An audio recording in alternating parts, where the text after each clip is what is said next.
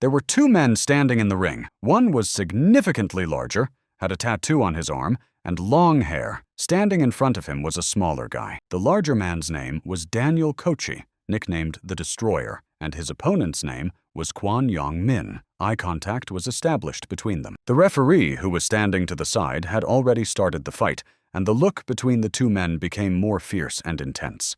It was time for the fight, so the referee frantically shouted for the fight to begin in the ring, and his cry spread in all directions. Daniel immediately rushed towards his opponent, clenching his large fist, his eyes burning like an angry bull. When the smaller Yeon-min dodged his massive hand, the big guy was visibly confused, and the guy dodged the blow nicely. Before Daniel could recover from his opponent's evasion, he received an unexpectedly powerful blow to the face and cursed loudly. The boy had a good physique, and his muscles stood out as he jumped. Yeon-min delivered his kick. The stocky opponent flew to the floor of the ring with a broken face at considerable speed because the guy's blow was very powerful. The guy landed on the floor and, spreading his arms, prepared for the next attack and looked in the direction where his opponent had fallen. While Yeon-min waited for Daniel to continue or react, praise for his skill rang out from all sides because he had ended the fight in 2 seconds. Unfortunately, Daniel was unable to win and get the title because he was knocked to the floor by a guy who was much smaller than him. The guy rubbed his neck awkwardly with his hand, while next to him someone shouted joyfully and excitedly into the microphone. Amidst the cheers, the referee raised Yeon-min's hand and, as his name was shouted, declared him the winner of today's title match.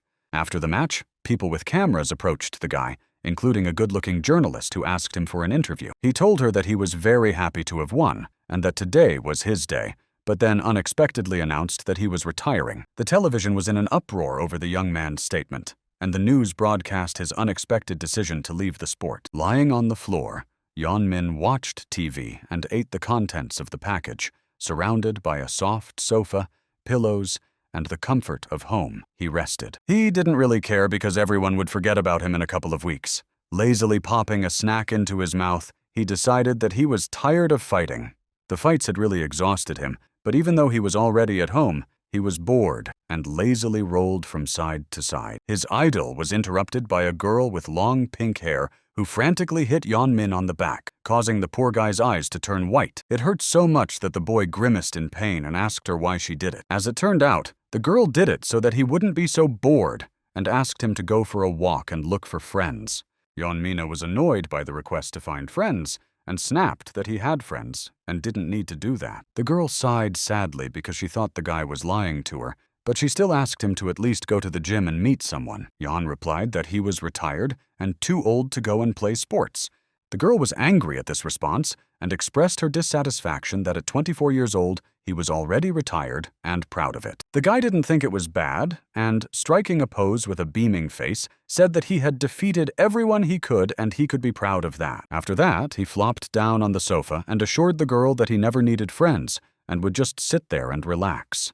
The girl was not reassured and asked why he was going to take a break from such a lifestyle, as he could become lazy and gain weight. For Yeon-min, this was not a problem. He turned this warning into a joke because even with extra weight, he would still be handsome. He finally showed his attitude to all this by flopping down on the sofa, putting his feet up, and saying that he didn't care. The girl decided to change the subject and, picking up the remote, suggested that the guy might be interested in a game that was very popular at the moment. The TV screen showed a picturesque intro to the final saga, depicting handsome warriors with weapons and armor. Two men were sitting on the set, obviously live, and the host was asking the guest questions. The host, with his extravagant appearance, talked about the increased ratings of their game. The man was interested in whether Yeon-min would be a competitor if he joined the game, because the guest also had impressive strength indicators. The guy believed that Yeon's name did not matter because there were many champions in the game who did not know how to control their characters and were just showing off their names. He added that even if Yeon knows how to control his character, he probably doesn't understand the essence of the game, so he is not a rival. This shocked the host, and he asked if the situation would be the same if Min had a fully upgraded character. The guy smiled playfully and said that he is a master at this game, while Min is a master at real fights, so his chances are 0. Yeonmin listened to all this and clearly did not like such comments about himself. Excitement and the desire to prove the opposite took over, so Min told the girl that he would try the game, which made her very happy. The girl was so happy that he agreed to try playing that she jumped on the guy and hugged him. While the guy asked if he had to be a ranker, the girl danced frantically with joy. Later, Min saw on the forums how people were heatedly and actively discussing who could be stronger in the games and what would happen if he won. Subsequently, passers-by on the city streets actively turned around and were surprised by what they saw. Something very surprised them. Yeonmin was walking down the sidewalk, and people who recognized him were quite surprised to see him in broad daylight. He did not lose control of himself, but he could clearly hear how people from all sides wanted to get his number, get to know him, or approach him. He probably didn't care, but if anyone thought he couldn't hear anything, his ears were as sensitive as an echolocator. He was so pleased with the attention, it meant a lot to him, and he thought he was still popular. When the guy entered the building, the girls at the reception desk greeted him cheerfully. There was also a large crowd of people here, and they were also frantically happy to see him or recognized him. A girl with red hair approached the guy and asked if she could help him with anything. It turned out that the guy was curious about what he had to do to start playing, so he asked for help. This shocked the girl, and she voiced her surprise and asked if he was sure of his decision. Minu didn't like the stranger's reaction very much and immediately turned to leave, but the girl caught up with him and apologized. She shyly suggested that he come to a quest room nearby and pointed him in the right direction. Yeonmin went to the designated place that the girl had told him to go for scanning, undressed, and began scanning. The girls asked him not to move for 10 seconds and looked at the monitors to check his characteristics. When the results were ready, the girl was terrified and surprised by what she saw on the monitor. The screen displayed bright tables and messages proving that Yeonmin had maximum strength, endurance, and agility characteristics. While the girls behind the booth were frantically surprised and screaming, the guy smiled proudly, pleased with the news. Later, the events moved to a tall building with dozens of blue windows, which was the headquarters of the final saga. Inside the office, most of the employees gathered in a corner near a computer, looking very shocked. The men were shocked by the number of trophies Yeonmin had won, and by the fact that he wanted to start the game at all. The guy asked the woman who was the head what to do in this situation, as masters of sports usually have many awards that give bonuses. She looked serious and somewhat angry, and replied that they would do as planned. The excited guy clarified to the manager that Yeon had many victories in world tournaments, which gave him a lot of points because he had 500 victories. The woman leaned closer to the monitor, looking more closely at what was displayed there. She couldn't believe what was happening. A satisfied yawn sounded in the apartment. Lazy Yeonmin, who had lost track of time, stretched out on the sofa. When he got up from the sofa and looked around the empty room, he noticed that the noisy girl next to him was not there. A bright blue light shone from the slightly open door of the dark room, catching the young man's attention. When he approached and turned on the light, he saw a gaming capsule with a helmet in front of him and wondered if he should try it. In a moment, he changed into different clothes and, already holding the helmet in his hands, decided to try using this device. The capsule opened, and the guy began to position himself inside it, following the sequence. First the helmet, then the button. When he was inside and the helmet was already on his head, something clicked suspiciously, and the guy got scared. He had already moved into another reality and was falling deep down into a dark space. A voice from nowhere greeted him, and a large, translucent screen appeared in front of the boy. The final saga game splash screen appeared, hinting that he was about to start the game.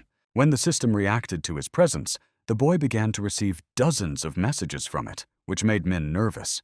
He was then asked to choose a name to use in the game, and the boy paused to think. He chose the name Ray, and immediately his game version appeared in front of him in a nice suit. Now the system offered Ray to go through game training, to which the young man willingly agreed, so the guy immediately moved on to training. On the monitor screen, people from the office watched as Ray skillfully dodged the shots of an aggressive character. There were no fewer people now than at the beginning, but their surprise knew no bounds. What they saw was incredible. The robot-like character had sharp, asymmetrical features and shot bullets directly from his palm. Judging by the expression on our main character's face, this training excited him, and he had a smile on his face. Despite the fact that the robot was firing dozens of bullets in his direction, Ray was already almost upon him. When the distance was reduced several more times, even the robot was visibly frightened by such an approach. The final step to defeat the character was Ray's powerful punch, which formed a ring. Our protagonist's actions were astonishing to the office workers, their eyes wide with shock. One of the employees told the girl with glasses that it looked like Ray was cheating, but the woman said that the system had reported fair play. The man did not immediately believe that this was a real person because, in his opinion, a living person could not move so fast. He completed the game in 10 steps. The woman added that the system itself determines a person's movements based on their physical data, so in theory, such a phenomenon is possible. Meanwhile, our main character had already changed opponents, and a large ogre was swinging an axe at him. The guy not only skillfully dodged the blow, but also kicked the axe handle, which even surprised the creature. He continued his upward kick and jumped over the monster's head. The jump was followed by a powerful blow straight to the green creature's helmet, causing its eyes to light up. The blow was so powerful that the creature immediately collapsed to the floor, watched from above by the victorious Ray. He descended to the floor to rest from training, and semi-transparent blue pixels rose above his opponent's body.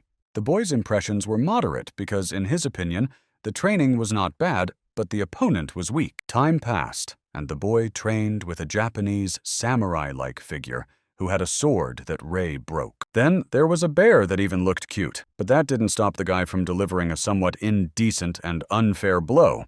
After the fluffy creature, Ray fought a jelly-like creature, which received numerous blows with one hand.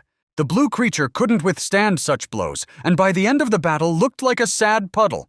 When the guy finished fighting, the system announced that the hidden skill Pole Vault had been unlocked. The boy was not pleased with the unlocked skill, noticing that he was tired and not sure if this was a real game. While Ray was playing in one of the city's cafes, a girl couldn't believe her ears when she found out that the boy had a sister.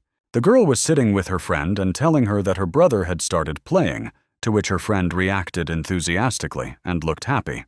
It was unexpected for her friend that Yan Min had retired, and now it turned out that he was playing games, which was impossible for her. The girl replied to her friend that everything would be fine with Min because she knew that he always succeeded. The brunette noticed that Min's sister seemed worried and asked what was wrong. Her friend replied, looking away with her big eyes, that her brother had always been omnipotent. She remembered how Yan Min complained that he could never realize his full potential. For the boy, this world was too small and weak, so he was frankly bored here. As his sister, the girl was overly concerned about his condition and always accompanied him with an anxious look. Meanwhile, while the girls were talking, our main character reached the 30th level, where he had to fight his doppelganger. At first glance, even if you looked closely, it was not entirely clear where our hero stood. The two were so similar that it was difficult to tell which one was the real guy. The game was gaining momentum, and the guy was getting more and more interested in playing, so he rubbed his fists eagerly. His doppelganger was quite aggressive, but even he did not expect such agility from the real player. The guy clearly and accurately hit his double with red stripes on his suit right in the groin. The poor doppelganger doubled over in pain and grabbed his groin, trying to calm the unpleasant sensations. Then the copy fell to the ground, curled up in a ball, trembling, and began to slowly disappear, covered in pixels. The system sent a bunch of messages again, but in the end, he was offered to choose between self-improvement and cultivation. There was no description of these options, so the guy was a little confused because now he didn't know for sure what to choose. In an instant, the system opened 2 screens in front of him with explanations of each option. The method of self-improvement involved incredible concentration paired with maximally developed physical skills. The cultivation method involved filling his muscles with mana, which, once it filled his body, would give him incredible fighting power. Both options looked incredibly beneficial and wonderful, but the guy still couldn't figure out which one to choose. When Ray had already decided what would be best for him, he smiled and clicked on the desired option on the screen. He liked this turn of events because he had already experienced the peak of nothingness, and a new challenge required a new option.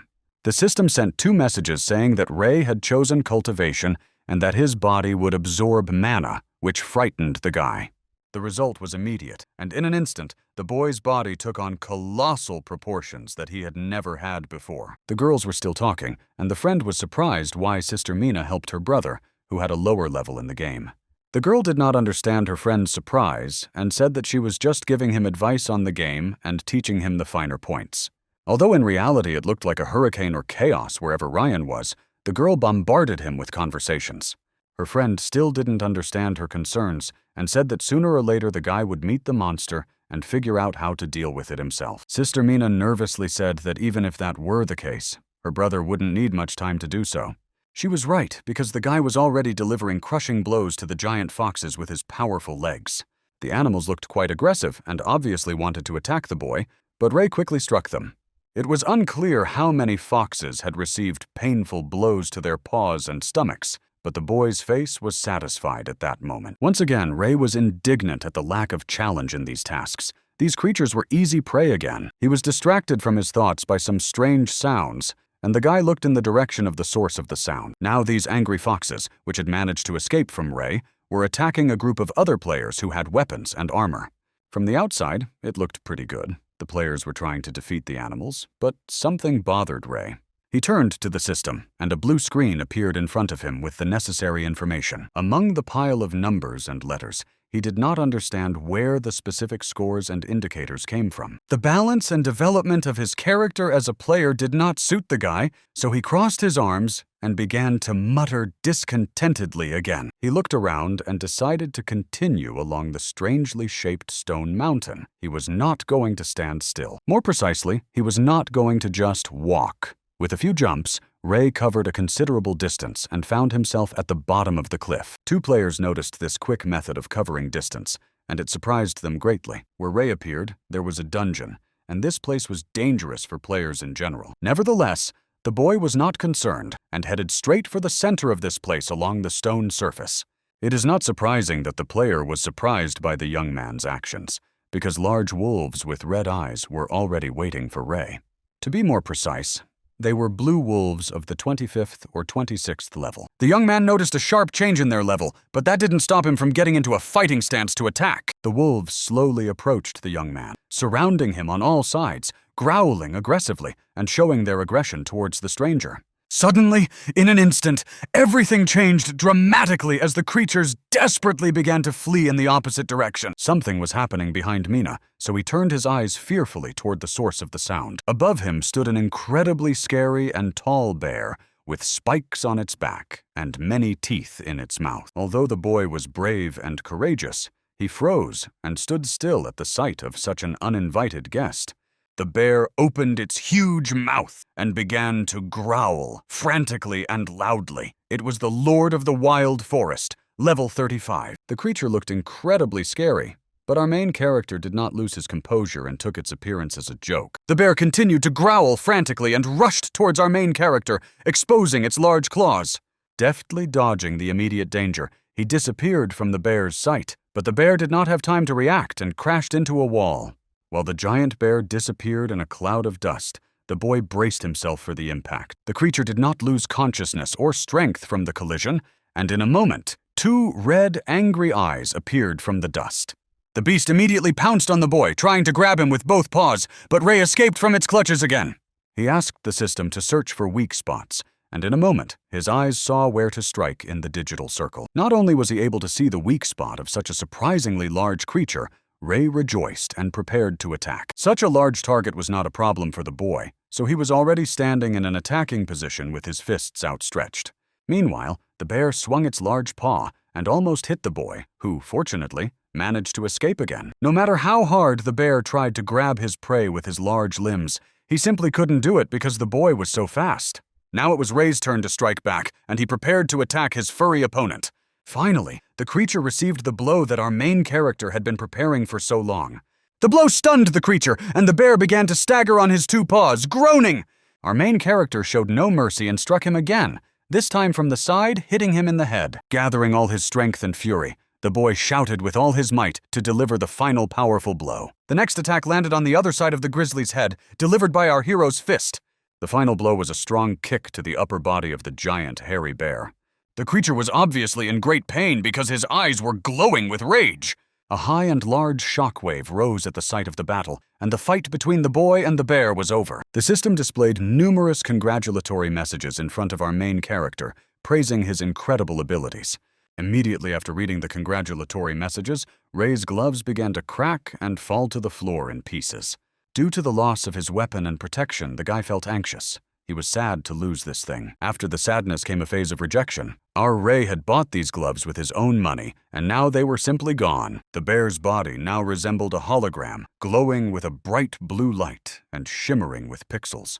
Suddenly, 2 gloves appeared through his body. They were called bear paws, made of grisly leather, and gave their owner strength. The boy immediately grabbed them and was incredibly happy because this item was of magical rank and added remarkable properties to his abilities. Putting on the new item, he asked the system to show his status. Remembering what Ryan had said, he remembered the conversation with his sister that day when she approached him and called out to him as he sat on the couch. She talked non-stop about how it was worth not touching the free points and accumulating them. The guy remembered that his sister had asked him to send her a message when he entered the game. Smiling, he decided that he was not in the game now. Having gotten rid of the problem, he exhaled and decided that now he could calmly focus on improving his level and characteristics. Meanwhile, in the final saga office, all of his powerful and beautiful strikes during the fights were being broadcast. The woman in glasses was surprised, but at the same moment she was even more annoyed by Ray. The man asked if such an acquisition of awards and improvement of characteristics would disrupt the system and balance. For the woman in glasses, this statement was obvious, and she said venomously that he had hit the nail on the head. The dark-haired man asked excitedly if the task force specialists knew who this person was. Another man asked if the reason was the operator who used his ID to check the balance. The office was already buzzing with conversations and discussions about Yeonmin's appearance, and the office was buzzing like a beehive. The woman with glasses exploded with aggression and started yelling at her employees, causing some of them to tremble.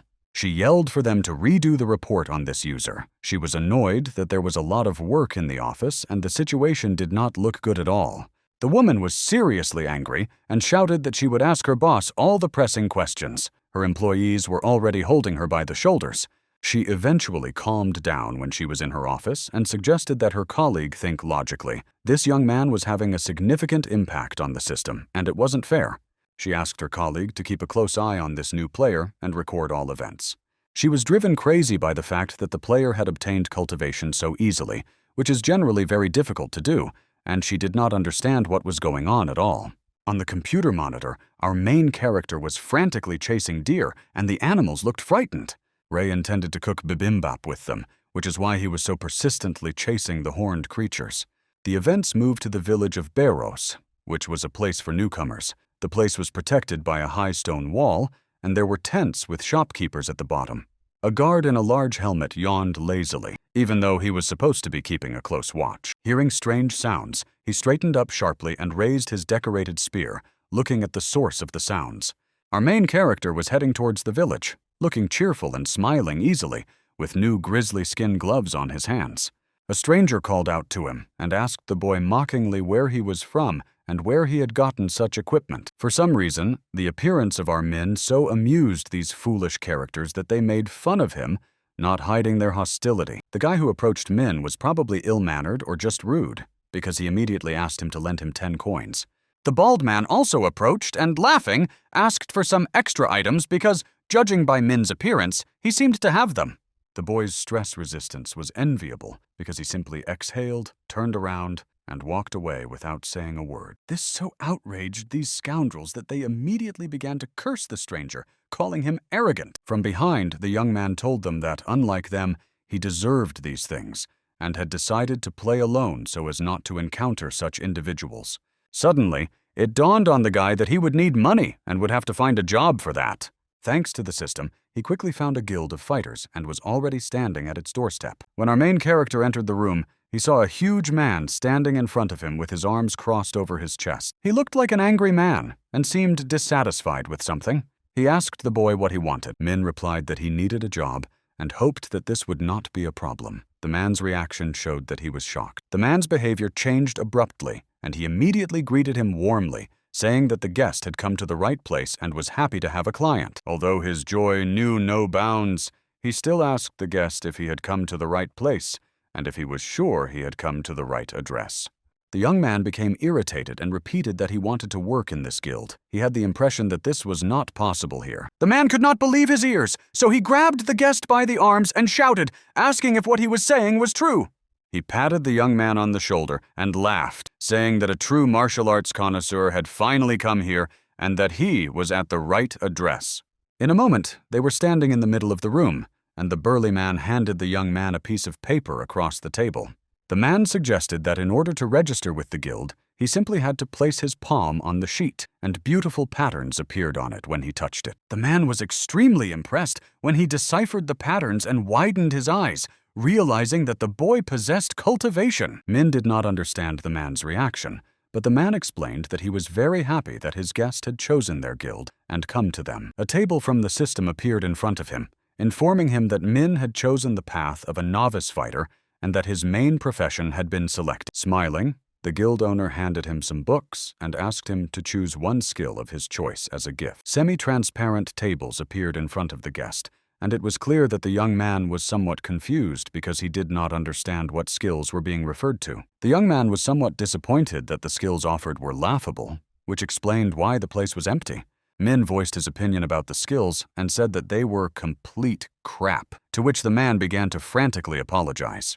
A moment later, the guild owner stood on the porch and watched his guest leave, apologizing sincerely again. Yan Min left the guild because everything offered there was weak and inappropriate to him. He walked on and waved goodbye. The man looked at the boy from under his brow in a half-bow and couldn't believe he had seen that very cultivation. His eye began to change externally. The pupil shimmered as if with electrodes, and in this way he transmitted data in an unknown direction. Meanwhile, our main character was walking down the street of the village, surrounded by locals and visitors. He was nervous because he intended to find and join the quest, but it was his first time here and his first time playing. He remembered how his sister taught him to memorize everything, study by heart, and try to raise his level. Yan Min walked on, rubbing the back of his head, wondering whether to try fighting stronger opponents first. Meanwhile, fiery, burning balls flew with a whistle at the green ogres, causing them excruciating pain. A monster with a bizarre shield and club was heading towards the other players, who were shooting arrows at him with bows. There were more ogres in the open space, and everyone was fighting. Each player had different weapons and shields. Our main character watched this action, rubbing his fists. Finally, he had found a clearing for hunting. The system informed Yan Min that the monster near the players was a great orc of the 28th level, which was not bad. This monster was unlucky because an arrow flew into his hand, causing him severe pain. The arrow came from a red-haired girl who smiled excitedly and said that this monster also belonged to her. The monster's body was covered with countless arrows, and the creature was in great pain and growled frantically. The boy realized that this was how the players spotted their victims, by throwing arrows at them. When he turned his head in search of free prey, he saw the ogre and decided that it was well suited for this role. Suddenly, at that moment, a frantic cry rang out that this monster belonged to someone else, and the creature instantly burst into flames. Not far from the action, another player threw large blue crystals at the monsters. When the stone hit the monster, it was enveloped by the crystal and trapped in its embrace. Our main character began to run and think hard that at this rate he would not get his prey. While Min was running, he saw a confused monster holding a club. Shouting that this monster belonged to him, the boy sped up and kicked it. The blow landed squarely on the confused monster's cheek, causing him to throw his head back. When the fight was over, the boy jumped to the floor while his victim was lying on the ground. As soon as he straightened up, recovering from the attack, someone shouted, expressing their indignation. A girl with a bow and arrows approached him, outraged that Min had not followed the rules of the game. As it turned out, she had initially tried to defeat the monster, but the boy took it away from her and claimed the result for himself. A quarrel broke out between the young people because no one could understand who had taken the monster first. Finally, the girl could think of nothing better to say than that this game was not for our main character. The girl turned around and walked away from her opponent, offended, and their dialogue ended as abruptly as it had begun. Our Ray was confused because he now didn't understand whether he was the first to take someone else's thing or if he was just really rude. He stood there and watched what the other players were doing and realized that everyone had their own strategy. The players acted in pairs, agreeing among themselves on their next moves in order to act in a coordinated and harmonious manner. The boy also realized that there were archers and mages gathered here, so he didn't understand what he was doing here because he was a melee fighter. Realizing that this place would offer him nothing, he looked at the towering mountains and understood that he had to move on. Something fell on the stone surface among the trees, causing a powerful explosion. Our main character, already with an excited look on his face, was fighting someone. His opponent was slow. His opponent was tall and hairy and had red, glowing eyes. The young man struck him numerous blows. When the moment was right, the creature with tusks and a large hammer began to run frantically towards Minu. The boy was not afraid at all, and only smiled when his giant opponent ran towards him. To finally intimidate his opponent, the monster screamed at the top of its lungs, opening its toothy mouth. Without hesitation, our Ray jumped off the ground and flew through the air above the monster's head. As it turned out, he was still annoyed that his opponent was moving too slowly during the battle. Blow after blow, he aimed directly at the monster's chest, causing it excruciating pain. Due to such a powerful wave of attacks, the creature fell to its knees, causing everything around it to shake. Now that his opponent was on his knees, Min was even more delighted and even praised him for his endurance. The creature probably wanted to rest between rounds, but the young man did not give him a chance to catch his breath and kicked him. When the competition ended, the system informed the young man that his level had risen from 25 to 28. Despite this achievement, our protagonist muttered that he was sorry there was only one creature here. While the young man was calmly reflecting on the end of the fight, a large stone flew through the sky. Fortunately, our main character managed to react in time and see the flying danger. When he turned around, he saw two monsters following him behind the rock on the horizon. They were identical to the monster that Min had knocked to the ground with a kick, and they looked at the boy with hostility. Seeing his new guests, the guy smiled with satisfaction because these creatures were so easy to remember. For the young man, such a group of creatures was not a difficult problem, so in a moment they were all lying beaten on the floor. Delighted with his victory, the boy thought happily and contentedly that now it was time to test his level. When the system shared the statistics of his achievements, Yeon Min was very happy because now he had enough to achieve his goal. When he had finally familiarized himself with the message from the system, the young man left the scene of the fight. He now had to move on, so after looking at the canyon, he decided to climb higher. The bushes were too thick and impenetrable, so the poor guy struggled to find his way through them. Suddenly, when he was able to stand on his feet, he saw an unknown person nearby behind the bushes. The system showed that it was a white cloud robber, and Minu didn't understand what he was going to do. It was a great opportunity to raise his level to 45, so the young man picked up a pebble from the ground. Before the blonde man realized that someone else was there, the stone flew into his forehead. Now there was a bump on his head, and this angered the robber so much that he began to scream frantically. Immediately after that, our main character made himself known. He was amused by what he had done. When the bandit saw his attacker, he immediately grabbed his sword and rushed towards him. When the man made a powerful swing, the boy immediately realized that his opponent was really strong and matched his level. Mina's new opponent made accurate and powerful swings, but our main character skillfully dodged them. The appearance of the uninvited guest angered the man, and he intended to fight him off. If it weren't for his opponent's aggressive attitude, Yeon Min was calm because he knew that swordsmen attack diagonally. Unfortunately for him, the robber did not know how our main character would attack, so he immediately went straight up. When the man fell to the ground after his flight, he immediately asked angrily what the young man had done. For the boy, it was all like a game, so he jokingly asked if he really had to be beaten. Then he began to lecture him that the strong beat the weak and, already on the ground, began to punch him with his hands. When he finished his disciplinary work, the man was shaking uncontrollably from the pain and muttering under his breath. The young man had a triumphant look on his face when he finished raising his level with this robber and looked away. Before his eyes was an area fenced in by fences, with two men standing on a watchtower with bows. The boy stood behind a rock and analyzed whether there was a place where he could pass, but there was not a single hole. This did not stop him, and he decided that he would deal with this problem himself and see his plan through to the end. He was right in thinking that there were no openings or holes in the fence, so he broke the boards with his fist. The guards immediately heard the crackling of wood and realized that something unexpected was happening. In a moment, the men below watched as the two flew toward them from the watchtower. When the guards were already on the ground, the tower fell after them with a loud noise. A young man unknown to all these people was running through its ruins. It was our Min. Such bold behavior and confidence of the uninvited guest greatly frightened the inhabitants of the settlement. While everyone stood frozen, the young man began to act and struck one of the residents directly on the head. The man did not even have time to fall to the ground before the young man attacked the next victim. Amidst the cries of the others who had been attacked, our Yeon-min flew towards his next victims. I remembered one pleasant, bright day when the young man was at home, busy with everyday chores. He was doing push-ups on one finger, and his sister was sitting on his back, asking how he would defeat a crowd of opponents. The boy replied that any crowd of opponents could be stopped if you knew one way. His sister listened attentively and asked what he was talking about, and he replied that the most effective way was to control the space. He explained that in such a case, it is worth moving the fight to a narrow space so that you can deal with your opponents one by one. Suddenly, Yeon-min asked if the girl knew another way to fight a crowd, smiling as he spoke. When our main character was standing in front of the door in real time, he remembered this rule.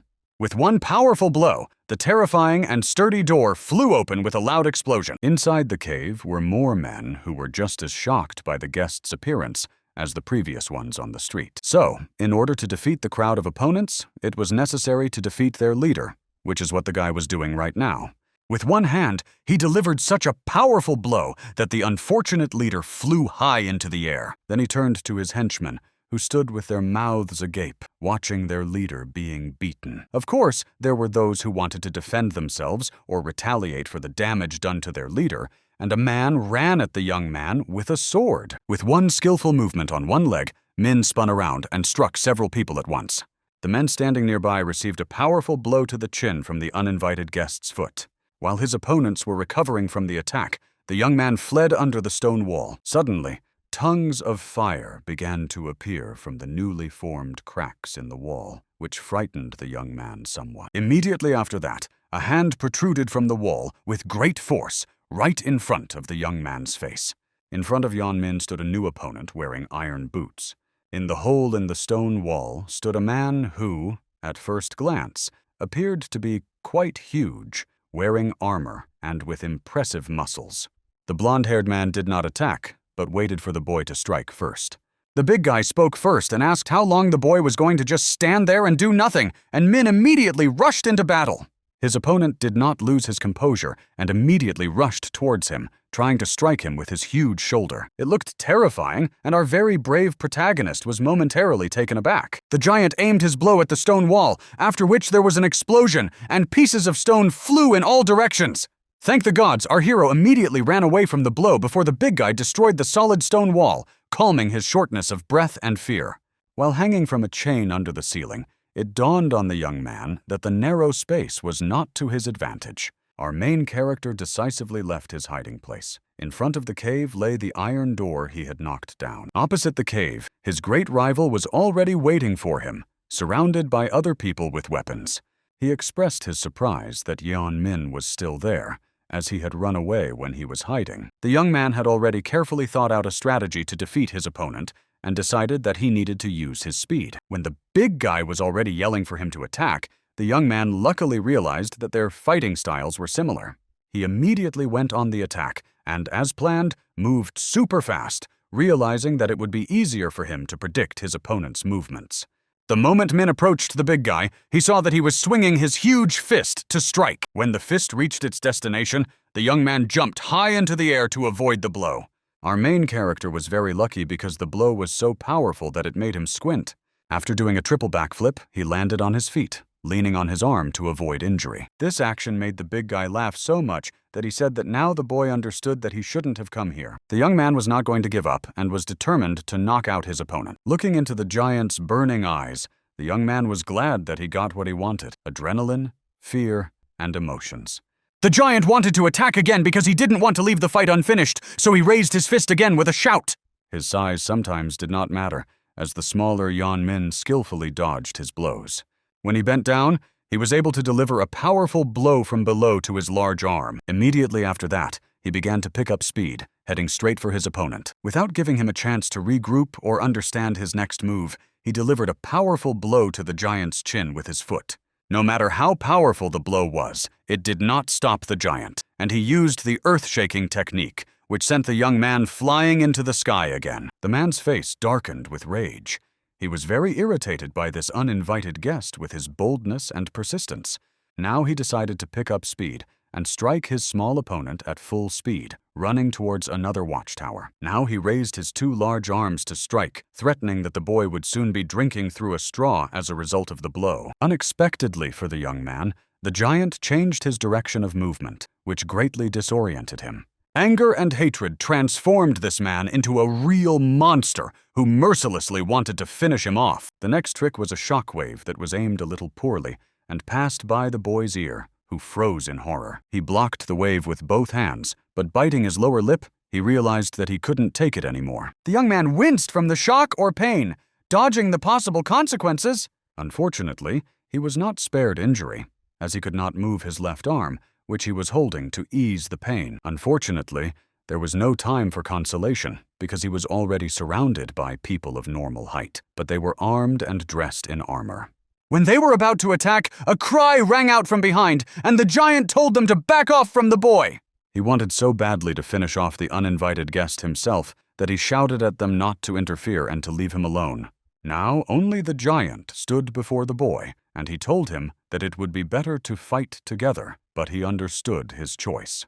He added that it should be a good fight and that no one should interfere with the giant. The big guy responded positively. Their thoughts coincided, and they wanted to dedicate the fight to each other. The young man immediately went on the attack, rejoicing that he was finally participating in this game and feeling the tension and excitement. The man again used the shockwave technique, which swirled around his right arm like a whirlwind. Suddenly, something stopped him, and he stopped in front of his prey in confusion. For some reason, the young man suddenly fell right in front of his feet. Something was obviously wrong. While he was able to distract the enraged giant, the boy immediately struck him in the groin without hesitation. It was so painful that the giant restrained himself with all his might, clenching his teeth and tensing every muscle in his body. After enduring the wave of pain, the madman stood up again and swung his arm, which was clenched into a fist. The young man decided to strike using a new tactic, so instead of running away, he grabbed the giant's hand. He skillfully grabbed his arm and injured it, just as he had been injured, and the man felt another wave of pain. Without wasting any time, Yeonmin let go of his opponent's hand and jumped away from him like a ball. Showing his injured hand, he said that now they were on equal terms with the giant, hinting at his injury. This action was equivalent to how a bull would react to a red rag. He became very angry and wanted to crush the boy with his foot. When the foot was almost within reach of Min, the enraged giant rejoiced at his victory for a moment.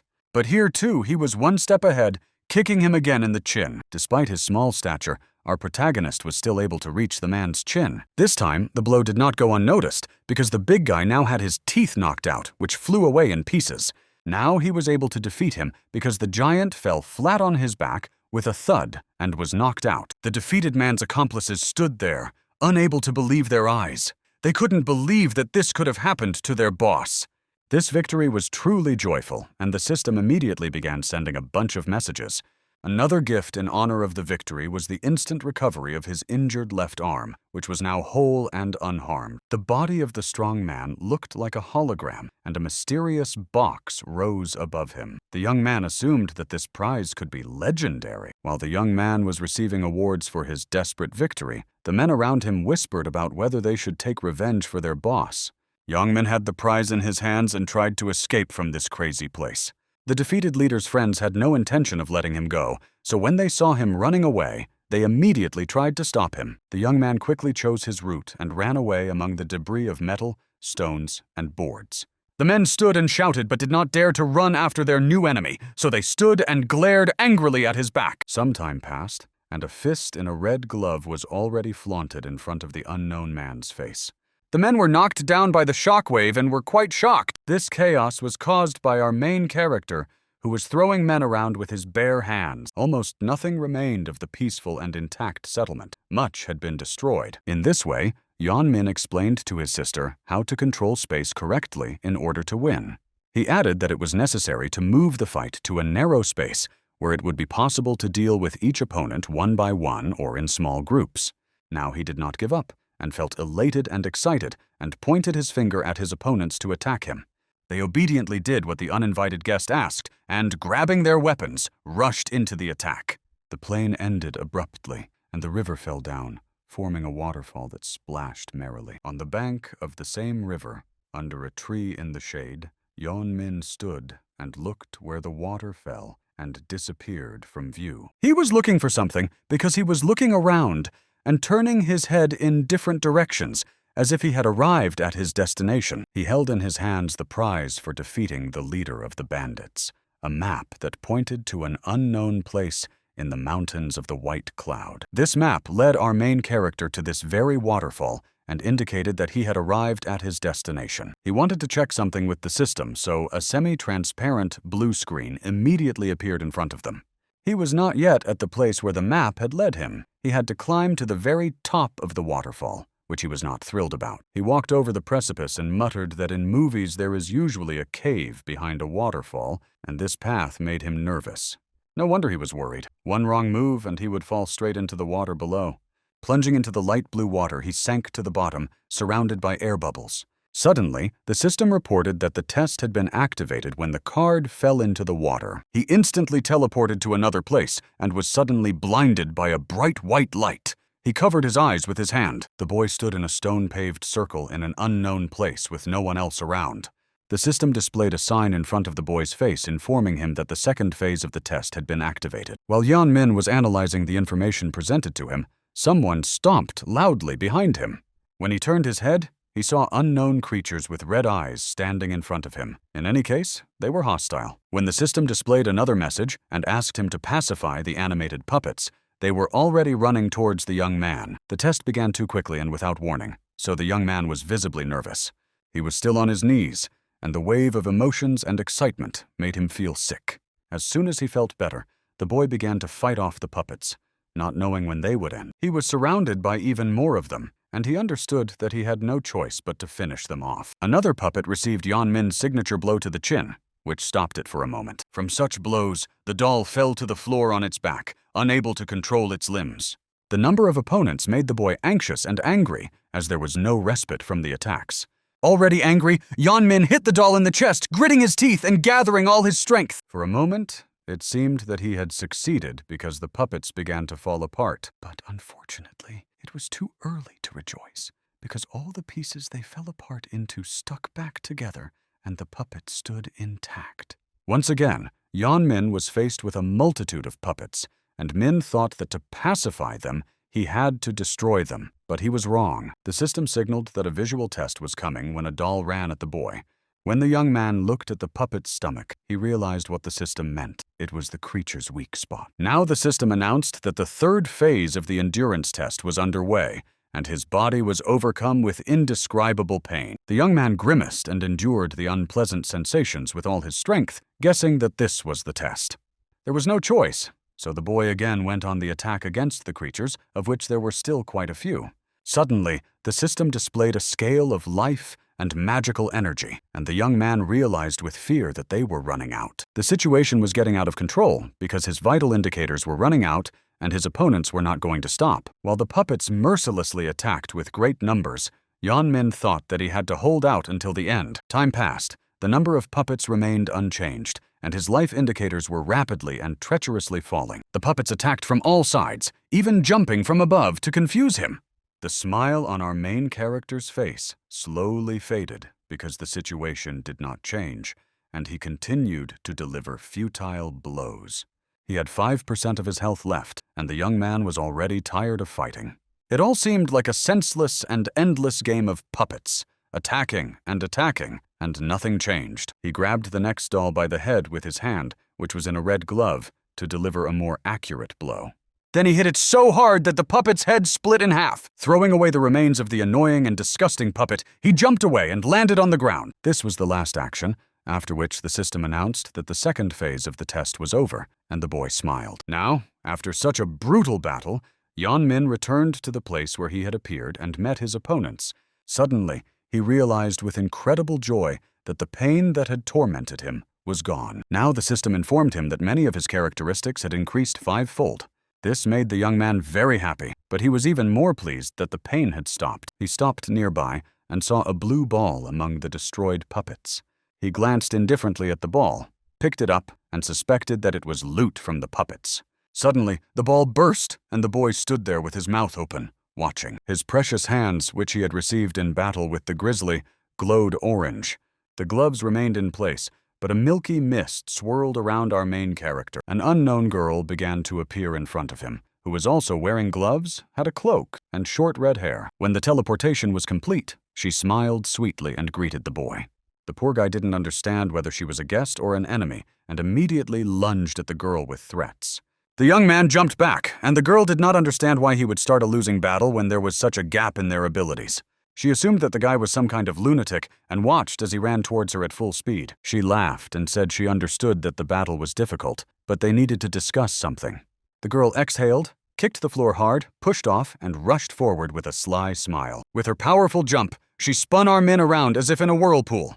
Then, he landed and hit the ground very hard. It was unclear what the girl wanted to do with this. A few seconds later, the poor young man was screaming loudly because he couldn't even move from the pain. In this way, the girl stopped him and praised him for trying to counterattack at the last moment. She warned him that he would not be able to move for some time and that he should just listen carefully now. The goddess explained that she was offering him a test and giving him the opportunity to follow in her footsteps and become one of the strongest.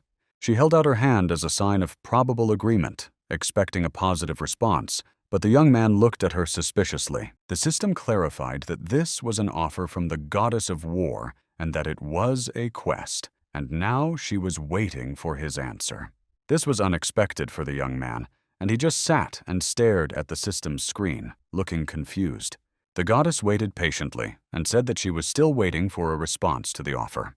Youngmin was very hesitant. The girl seemed skilled, but it was illogical to go through the game and then become the strongest. The only thing he answered the goddess now was the question of whether he would become stronger than the goddess herself. The red-haired girl was very amused by this question and replied that although he was brave and skilled, he would not be able to become stronger than her. This did not suit the guy, and he thoughtlessly refused, and the goddess immediately burst into anger at how he dared to refuse her. The system reported the refusal of the goddess's offer, and the boy added that there was no point in doing so if he did not become stronger than the goddess herself. The woman was still furious and said that the young man was not supposed to move for another 3 minutes, but somehow he had taken control of his body. The goddess looked at the expression on the young man's face and was amazed at his determination and resolve. He really wanted to defeat her. While Min stood there with his fists clenched and a look of dissatisfaction on his face, the girl suddenly laughed at his appearance. Spreading her arms, she said that he had won, but the young man still did not understand what she was talking about or why she was laughing. Then she suddenly said that she wanted to make him her follower because he had potential, and in that case, he would become stronger than her. While the guy stood there with his mouth open, the goddess began to search for something in an unexpected place, right between her breasts. She took out a book with a red cover, and that was what she was looking for. The woman patted the guy on the shoulder. The goddess mercifully gave her gift, placing it on the ground in front of the boy. Yongmin said nothing at that moment, but simply looked at his unexpected guest, squinting one eye, and received the divine book. The boy remembered his sister's advice. She said that there were no more than 30 legendary items in the game, and that they were of the highest rank. Unfortunately, Yan Min did not listen at the time because he fell asleep and snored, drooling as he dozed. It was a little strange because, at first glance, a simple book of skills had a divine rank. The goddess explained that even if he mastered the skills from the book, he would not become an imitator and would not even surpass his own performance. The boy realized that in real life, he also did not focus on one martial art, such as Taekwondo. While he was standing there thinking, the goddess turned to him and told him to watch what she was going to do. With force and speed, she put her fist in front of her as if trying to hit someone. In front of the redhead was a wall, which she smashed with one swing of her arm, causing the wall to crack and crumble. When the boy saw what this girl was capable of, he rubbed the back of his head and realized that she was the one he wanted to fight. The goddess said she would not reveal what technique it was because he had to learn everything himself and choose his own path. She finished speaking and finally said that she had some parting words for him. The boy was left alone, and on the ground lay a blue stone, which was a fragment of the goddess of war's soul. Yongmin held the precious stone in his hands and had no idea what to do with it. When he remembered that he had a book from the goddess, He rejoiced and grabbed it, throwing the fragment somewhere. When the boy opened the book, a small version of the goddess of war jumped out of it, which frightened the poor boy very much. She said that if he wanted to become stronger, he had to try hard, and first try hard to achieve something. The condition of the quest was that he had to reach level 50 without using any free points. The little goddess of war solemnly announced the conditions of the quest, but it seemed too funny and pointless. She realized that despite her efforts, nothing was happening, while the boy realized that he had never used free points. This greatly angered the red-haired girl because, in her opinion, it was completely unfair. Since he hadn't even used them, he didn't understand the reaction of the assistant from the book at all. The girl disappeared as unexpectedly as she had appeared from the book, scaring Mina. Now beams of light were directed at him, and blue translucent pixels were flying around him. In a moment, he was already falling from high in the sky, realizing that he was outside again. In the canyon, among the green bushes, you could see the shockwave from our main character's fall. He landed very badly and was shaking with pain, not understanding why he was in the air at all. He got up and looked ahead in shock, realizing that he had finally returned. Then he looked at his palm in a red glove and was glad that he had not returned empty-handed. When the system reported the unreal characteristics of these gloves, the guy decided to try them out right away. When he found a good target to test their strength, he swung and looked focused. How surprised Min was when the system started sending a bunch of messages saying that his level was too low for these gloves. The system's compromise was that the gloves would now be reconfigured to the player's current level, and they immediately began to sparkle. The task from the goddess of war was completed, and the gloves lowered their characteristics to ridiculous levels, which greatly upset the guy. The system made itself known once again, informing him that a fragment of the goddess of war's soul had reacted to the elemental lord's item. Now he was able to attack the elements of fire. His gloves glowed with orange flames, and now our young man was satisfied. Now he could test them on the very target he wanted to play with at first. The trees flew apart from the power. When he saw what had happened to the trees, he understood the power these unusual gloves possessed. He needed to find 5 more fragments of the goddess's soul, and when he found them, he could fight her. His face beamed with happiness.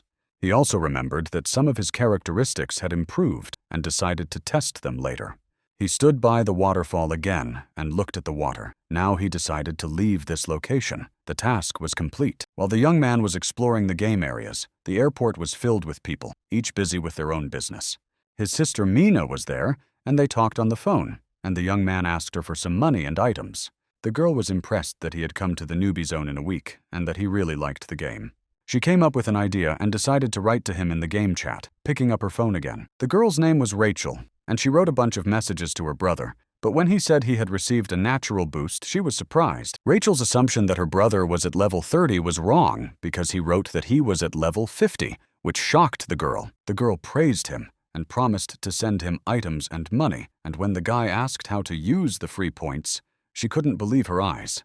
Rachel was very surprised that her brother had not used any points yet. Min continued to correspond with her. After such a heated conversation, he stood up and realized that he was feeling a little sick and looked tired. While he was thinking about getting items and using his free points, pixels appeared around him. After they appeared, he felt noticeably better, smiled, and decided to get back to work. Our main character continued walking down the streets, and a person watched him from above. It was a girl with bright red hair. She smiled and asked someone about the guy below. The men around her confirmed that this was the one they were looking for and that he had obviously changed his equipment, which could be stolen and sold for good money. One of them suggested that he could be a strong player posing as a beginner, but his friend said that couldn't be. In that case, the man calmed down and said that he would like to change his weapon. The area was vast, with canyons and abandoned buildings, and there were no animals or people anywhere. Among the living creatures, there was only Min, who was looking for a certain road. Suddenly, he heard someone desperately crying for help. It was the same girl from the roof. The guy heard her. She was running away from a giant gray-haired orc who was level 53. She was running too fast and had bad shoes, and she tripped and fell to the ground in front of the monster.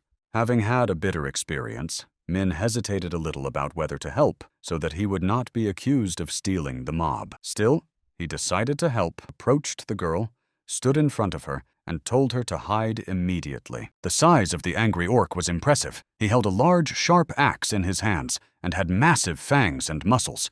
The girl was cunning and understood that this orc was probably higher in rank than those in the newbie zone, but the young man had already attacked him. As a result, the trick did not work, and the girl looked at him without hiding her surprise. While the boy waved his hand, the orc had already disappeared from view, and she couldn't believe that he had defeated him with a single blow. The rescuer finished off the big monster and walked away, and the girl asked him to stop, dissatisfied. The guy didn't understand the situation at all, and indifferently told her that he had just accidentally stolen her prey. The girl lost control and didn't get what she wanted, which made her visibly upset. Suddenly, an arrow flew out of the leaves of the trees and bushes at high speed, aimed at someone in particular. The recipient was Yeon-min, but fortunately, the weapon flew past his neck in an arc. Although the arrow had to curve around his neck, it landed right next to his heel. At the top of the cliff stood two men who were the girl's accomplices. They were the ones who had shot the arrow. They decided to attack Yeon-min and jumped off the cliff onto the ground in front of him. The boy felt confident because he had activated a mode where he would not be punished for killing other players. In that case, he had no doubts and ran to attack them with such a privilege. It was the end for them. The larger man was very angry about this, called him a puppy, and swung his axe. While he was shouting, the young man already kicked him in the side. The pain was so intense that the big man grabbed his side, and he turned red from the sensation. Resigned to the surprise, he said that he had not expected this and received a blow to the chin. His friends gasped in surprise. They should have run away or not started this stupid prank in the first place. The blonde guy, who was the big guy's buddy, immediately grabbed his bow to get revenge for his friend. All 4 arrows he shot hit Min's butt, which he used to cover himself. Having found the weak spot of the loser, he caught him off guard with his cunning trick, which was unexpected for his opponent. The red-haired girl exploded with rage. She was not at all happy with this turn of events, and her friend, with arrows in his butt, flew to the side. She ran up to the guy and hit him very hard in the side, causing him to grit his teeth. This even made the young man laugh, and he asked if the girl knew what happens to those who attack by surprise. Before she could understand what was happening, he grabbed her by the arm, threw her down hard, and slammed her back against the ground. There was one more friend left, who already had a crossbow with dozens of arrows at the start, which he wanted to use. He shouted that the young man would suffer, and pulled the trigger, after which the arrows began to fly towards Minu, as if from an automatic weapon. Our main character managed to get out of this situation by jumping and doing somersaults, and the arrows flew right past his body. The man did not expect such a turn of events, and cursing loudly froze in shock. Cornered, he wished death upon the nimble boy, and already grabbed his sword to fight back. No matter how he swung it, every move failed to reach the hated boy, who flew away from the sword like an insect at great speed. Yeon-min decided to add fuel to the fire by asking his enraged opponent if he was sure that a sword would be more effective than a crossbow. The boy continued to swing his weapon, and the young man said that he would not succeed. The man blocked the blow aimed at him with his hands around the sword, but the young man's hand was under them. This friend obviously lacked logic and agility, so he received a blow to the heel, which turned him blue. When he fell, Min asked mockingly if he appreciated his powerful blow. The last thing the man said before losing consciousness was that our main character was a bastard, not hiding his irritation. When the scoundrels were scattered in all directions, the system announced that our main character had moved to a new level. Looking at the girl, he was surprised because it turned out that these scoundrels had a fairly high level if they managed to raise his. On the ground, he found a lost small sword that looked more like a knife, and he was pleasantly surprised to have a trophy. When the robbers were finished, he thought it was worth continuing the hunt, and decided to leave from the side where the orc had come. The young man went on, and when he came to a cliff below, he saw a small settlement with tents and a bunch of torches. The young man realized that this was some kind of lair, and that perhaps the point of the quest was to kill the leader and free the captives. Men and women were sitting in wooden cages. Some of them even had their hands tied. Meanwhile, the robbers had come to their senses, and the big guy was indignant that it turned out to be an undercover professional after all. The blonde man was annoyed and said that this was definitely not an undercover agent, but perhaps a person with no personal life. While the men were arguing about the identity of the attacker, the girl started screaming because all her belongings had been taken away. The blonde man still dismissed her concerns and said that it was not the right time and that there were more important things to do. As it turned out, she was not satisfied with this reaction and asked if he was angry with her now. Now our main character had a fierce enemy, and the blonde man promised that he would catch him. The big guy was surprised by this decisive reaction and asked if he was going to call someone. The blonde man replied that those he would call would deal with the young man, no matter how much money he had invested in this game. The system immediately responded and lit up its screen for the call. When the blonde man complained about the young man with rare items, his interlocutor was outraged by their greed. When the man heard that they had failed to find a target for the deliberate destruction of the player, he pretended that the connection was bad. The interlocutor on the screen replied that he should share the coordinates and he would soon be there. The blonde man was delighted. The man with whom the bandit had just spoken, sitting on the defeated character, said he was shocked by the actions of his guild member. He turned to his friends and asked if it was time to start hunting, and they smiled contentedly. The lair with tents was suffering from explosions, and splinters of wood were already flying above them.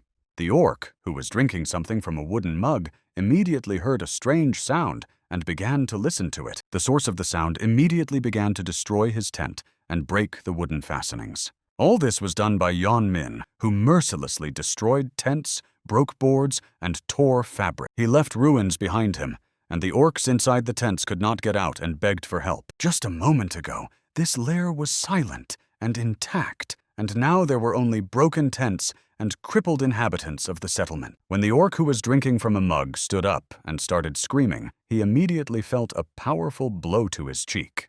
This was followed by Yan Min's signature flying kick straight to the face.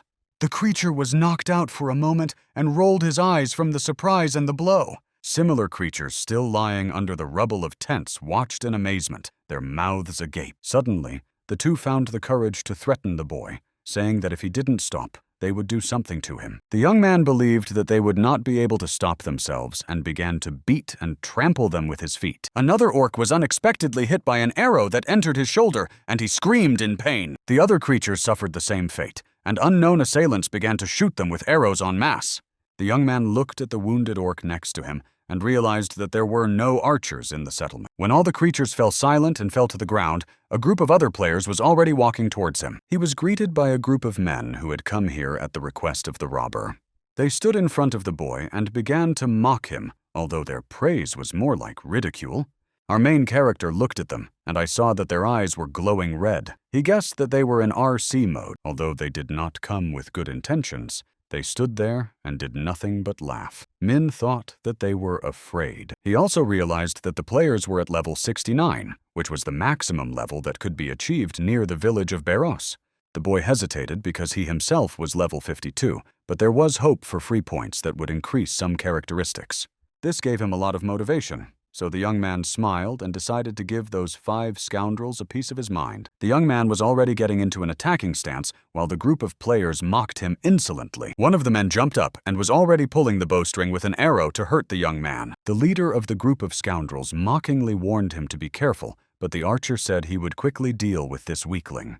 The man with the bow skillfully shot one arrow after another at Yan Min.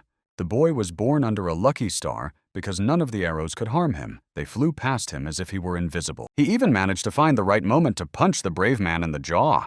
Immediately after the archer, the leader of the group appeared with a large mace, wanting to avenge his friend. This angry man's weapon was quite dangerous, but Min managed to dodge its swing. The players didn't even give him a chance to rest and were already aiming at him with more arrows, probably wanting to corner him. The blue-haired guy gritted his teeth and continued to swing his sharp and dangerous mace. The boy caught the angry man with blue hair because despite his strength, he couldn't even hit him. The boy, who had already jumped out of the way of the mace's blow, was met with foul language. And the leader of the group of scoundrels still couldn't hit his opponent. Just as Min had said, strength was useless here. The man was annoyed that despite his attempts to finish off his opponent, he was still alive and had stepped on the mace. When the leader was distracted, our main character managed to quickly deliver 2 painful blows to his face. The final stage of the fight was a signature kick to the chin. The brave man's eyes even turned white from the blow to his face, and he threw his head back weakly. At that very moment, dozens more arrows flew at the young man, but he managed to dodge them again.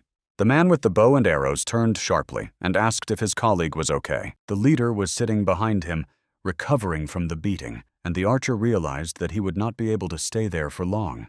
Yongmin thought it was dangerous to get closer, so he decided to run away and shouted for them to try to catch him. Another archer joined the blonde man, and now they were trying to stop the fugitive together. Now the arrows were flying around the boy again, but that was exactly what he wanted, for them to catch up with him. The boy managed to escape, and the losers walked around looking for him in the forest, marveling at his skill. One of the archers cursed them to search better instead of talking, and the blonde archer said he couldn't see anything. Now the other man realized that they had lost their desired prey, and finally cursed him. Now they decided to leave this place and accept that they had lost such a chance. Suddenly, our main character appeared almost silently out of thin air and kicked someone again. The blow was aimed at the hated blonde archer, and a wave of pain contorted his face. Those who were still standing couldn't believe that the guy was able to knock out one person with a single blow. With a single gesture, he pointed at the two and said that they were next. They grabbed their weapons, but their reaction showed that they were confused, and they began to swear again. When the weapons were aimed at the young man, he began to slowly dissolve into thin air.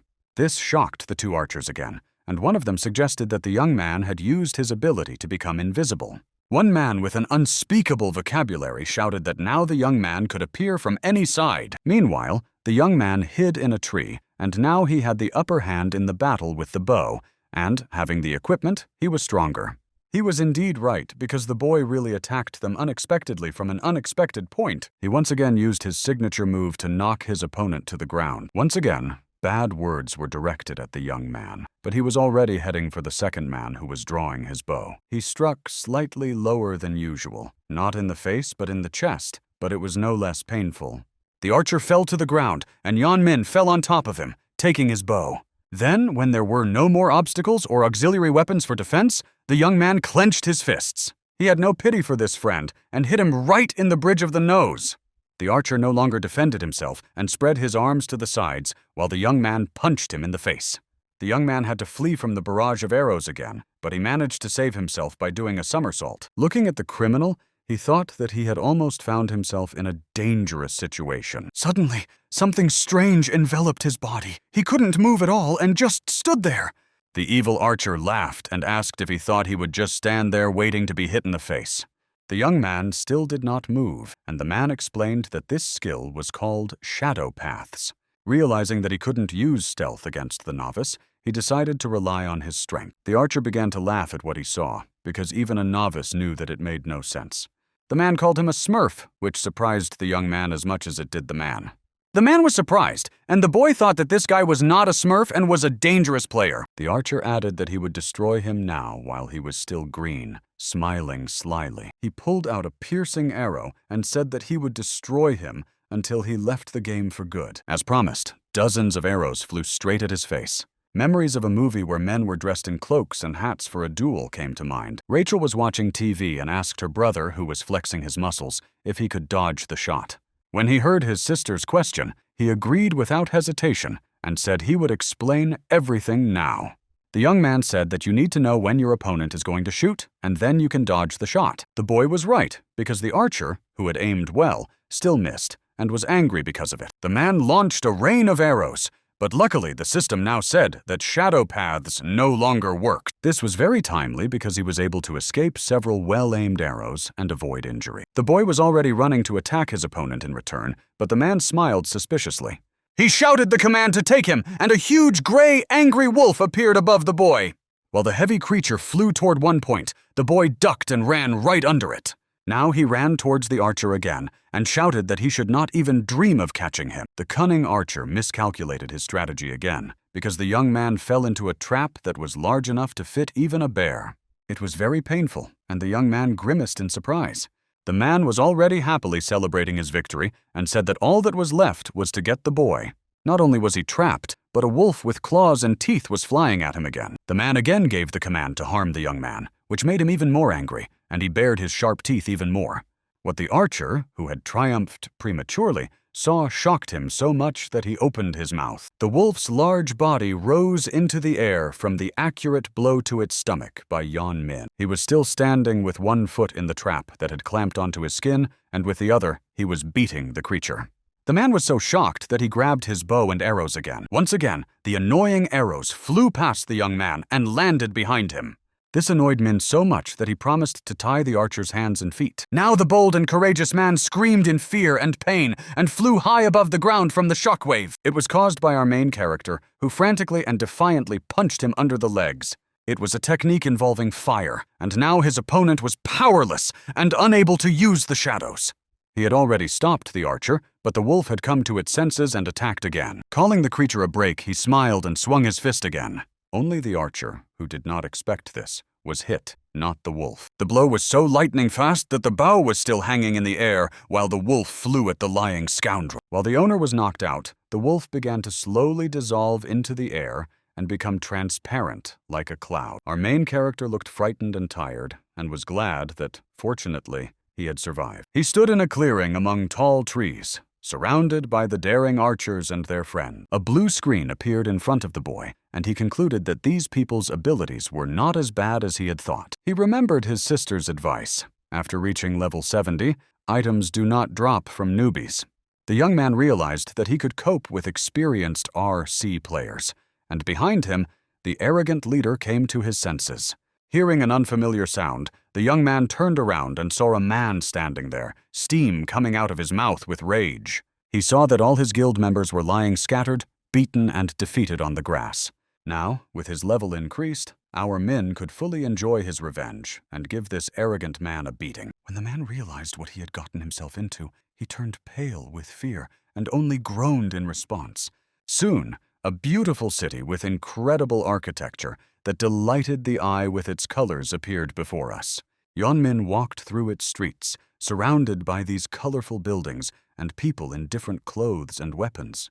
When they noticed our main character, they began to whisper in amazement because they knew who he was. Everyone was impressed by the fact that he was a newcomer, the items he had, and how quickly he completed quests. He walked silently, but people did not stop to look at him and followed his back with attentive glances. Suddenly, Yeonmin felt a suspicious gaze on him and, tensing up, cautiously looked around. When he scanned the crowd, he saw a bunch of eyes that didn't take their gaze off the guy. His assumptions were correct, and as expected, many people were watching him. The young man entered a bright room that was a goblin shop, where money, supplies, and equipment could be stored. A pretty green-haired girl greeted the young man and asked if he wanted to use any services. He readily agreed and poured 3 colorful bows onto the counter, which he had obtained in battle with robbers. The people in the room were surprised, but someone in the back said that these bows belonged to one person. The 2 men thought the young man had taken the bait like a fish and glared at him aggressively. Without leaving the room, he opened the system screen to select a quest. Now the place was much more picturesque, with pillars and walls decorated with carvings and ornaments. Unlike the previous place, there were already people here at the beginning of his stay. The group of people was quite large, and many of them were holding spears. They were all waiting for someone under a huge door. The wait for a certain person was dragging on, and one of the men asked if he was really coming. The man said that as soon as the person they needed came out of the dungeon, they would immediately finish him off on the spot. The other men stood ready but did not understand why it was so quiet in this room. Suddenly, a large, deep crack appeared on one of the walls, which immediately caught the attention of those present. After that, there was a powerful explosion, causing pieces of stone to fly from the wall, injuring those standing nearby. Those who were standing a little further away were unharmed and discussed what had happened without mincing words. An unknown person emerged from the darkness of the room and said that he had not expected this. It was our Yeonmin. He looked energized and was surprised to see everyone gathered there. Then, looking at those present, he expressed his guess that they were following him, but they had set up an ambush. One of the men still did not give up and mockingly belittled the young man's abilities. In response to the mockery that he had nothing, Min pulled out 3 test tubes with potions, smiling slyly. The man did not expect this and, opening his mouth wide, called him a scoundrel. The boy immediately drank the contents of one of the test tubes, and the system reported an increase in strength and agility. After that, he stamped his foot hard, causing the participants of the ambush to fly high up to the ceiling. The road was now clear, and Min raced down it frantically, not hiding his crazy smile. He was angry at these people because they wanted to take his life in such a senseless way. Now he decided to take revenge and, to begin with, kicked one of the men in the head. Another aggressive and dangerous-looking man grabbed a spear and also rudely insulted the young man. The young man grabbed the same spear by its wooden base and looked angrily at its owner. For such audacity, the daredevil immediately received a painful and brutal blow to the face. Then, jumping up, he hit him again with his knee in the chin, despite the fact that the man was defending himself with a spear. The potion's effect wore off, and he decided to take a risk and now desperately beat those present. At this turn of events, the other men tensed up and decided to surround the young man. They did not even have time to react and understand where the young man was, because he was already flying through the air. After that, defying the laws of physics, he began to run at high speed along the wall. As in the good old days, dangerous, sharp arrows with multiple blades were flying at him. Fortunately, Yeonmin noticed this and was able to dodge them and remain unharmed. Hiding behind the wall and escaping the arrows, the guy was surprised at how fast they were moving. The men were indeed fast, but at the same time they were no less irritated, and almost all of them aimed their bows at the boy. The boy picked up a small shield from the floor, which he skillfully used to defend himself from the annoying arrows. With the help of his shield, he was able to get closer to the men and kick one of them. The players gradually fell helplessly to the floor because the boy mercilessly beat them and gave them no chance to recover. One of the men looked ahead and saw only the simple interior of their opponent's temple. There was nothing else. Panic broke out among the crowd because of Min's disappearance, and they muttered that they had to find him immediately. Meanwhile, the young man watched their panic from the corner of the room and smiled smugly. Looking at the confused players with bows and arrows, he realized that the hunt was just beginning. The tension was mounting, and one of the men, unable to find the right words, was visibly irritated by the disappearance. The men came to the conclusion that teleportation scrolls did not work in this place, and that the boy could not have gone far. The dark-haired man with a beard could no longer stand it and began to shout in anger, irritated by the young man's disappearance. After his shout, everyone present felt that some kind of strange, unfamiliar sound was coming from somewhere. Several pairs of soulless red eyes began to stare at all the angry people from the darkness. Footsteps could be heard coming from there as a crowd of creatures, some with shoes and some without, approached them. In fact, they were armed, angry skeletons carrying weapons and heading straight for the crowd of players. Compared to the unfortunate group of players, the skeletons led by Min were many times more numerous. When one of the men saw how many creatures had arrived, he was overcome with panic. Our main character was the commander of this group of skeletons, and as their leader, he was the first to attack the crowd of players. As he ran fiercely, he shouted to the men that he had brought the skeletons here. Suddenly, the young man remembered the trio that had recently made him believe the orcs' lies. The guy realized that these three were also to blame for the fight that was happening now, and he swore that they would get what they deserved. At the command of one of the archers, everyone began to attack the boy with arrows and other weapons to finish him off. The boy was always one step ahead, so all the arrows and attacks were useless because he jumped high above them. His skills and abilities were impressive, so the aggressive archers just stood there with their mouths open instead of taking action. In this way, Min covered the distance, leaving his opponents behind, and with a cheerful smile, he waved goodbye to them. This surprised everyone present, who stood almost in silence and held their weapons without attacking. Only now did they realize that the boy had left them to their fate along with a bunch of aggressive skeletons. Now the boy could calmly finish this quest, and he headed towards the shining stone in the pillar. Kneeling before the relic, the boy realized that this time he was in serious trouble. He grabbed the stone with his gloved hand, but the system displayed a strange message that death was seeking him. Immediately after that, his body was overcome with indescribable pain, and he began to shake and contort his face. The poor guy endured the torment with all his strength, and a moment later he fell helplessly to the floor, breathing heavily and continuing to shake.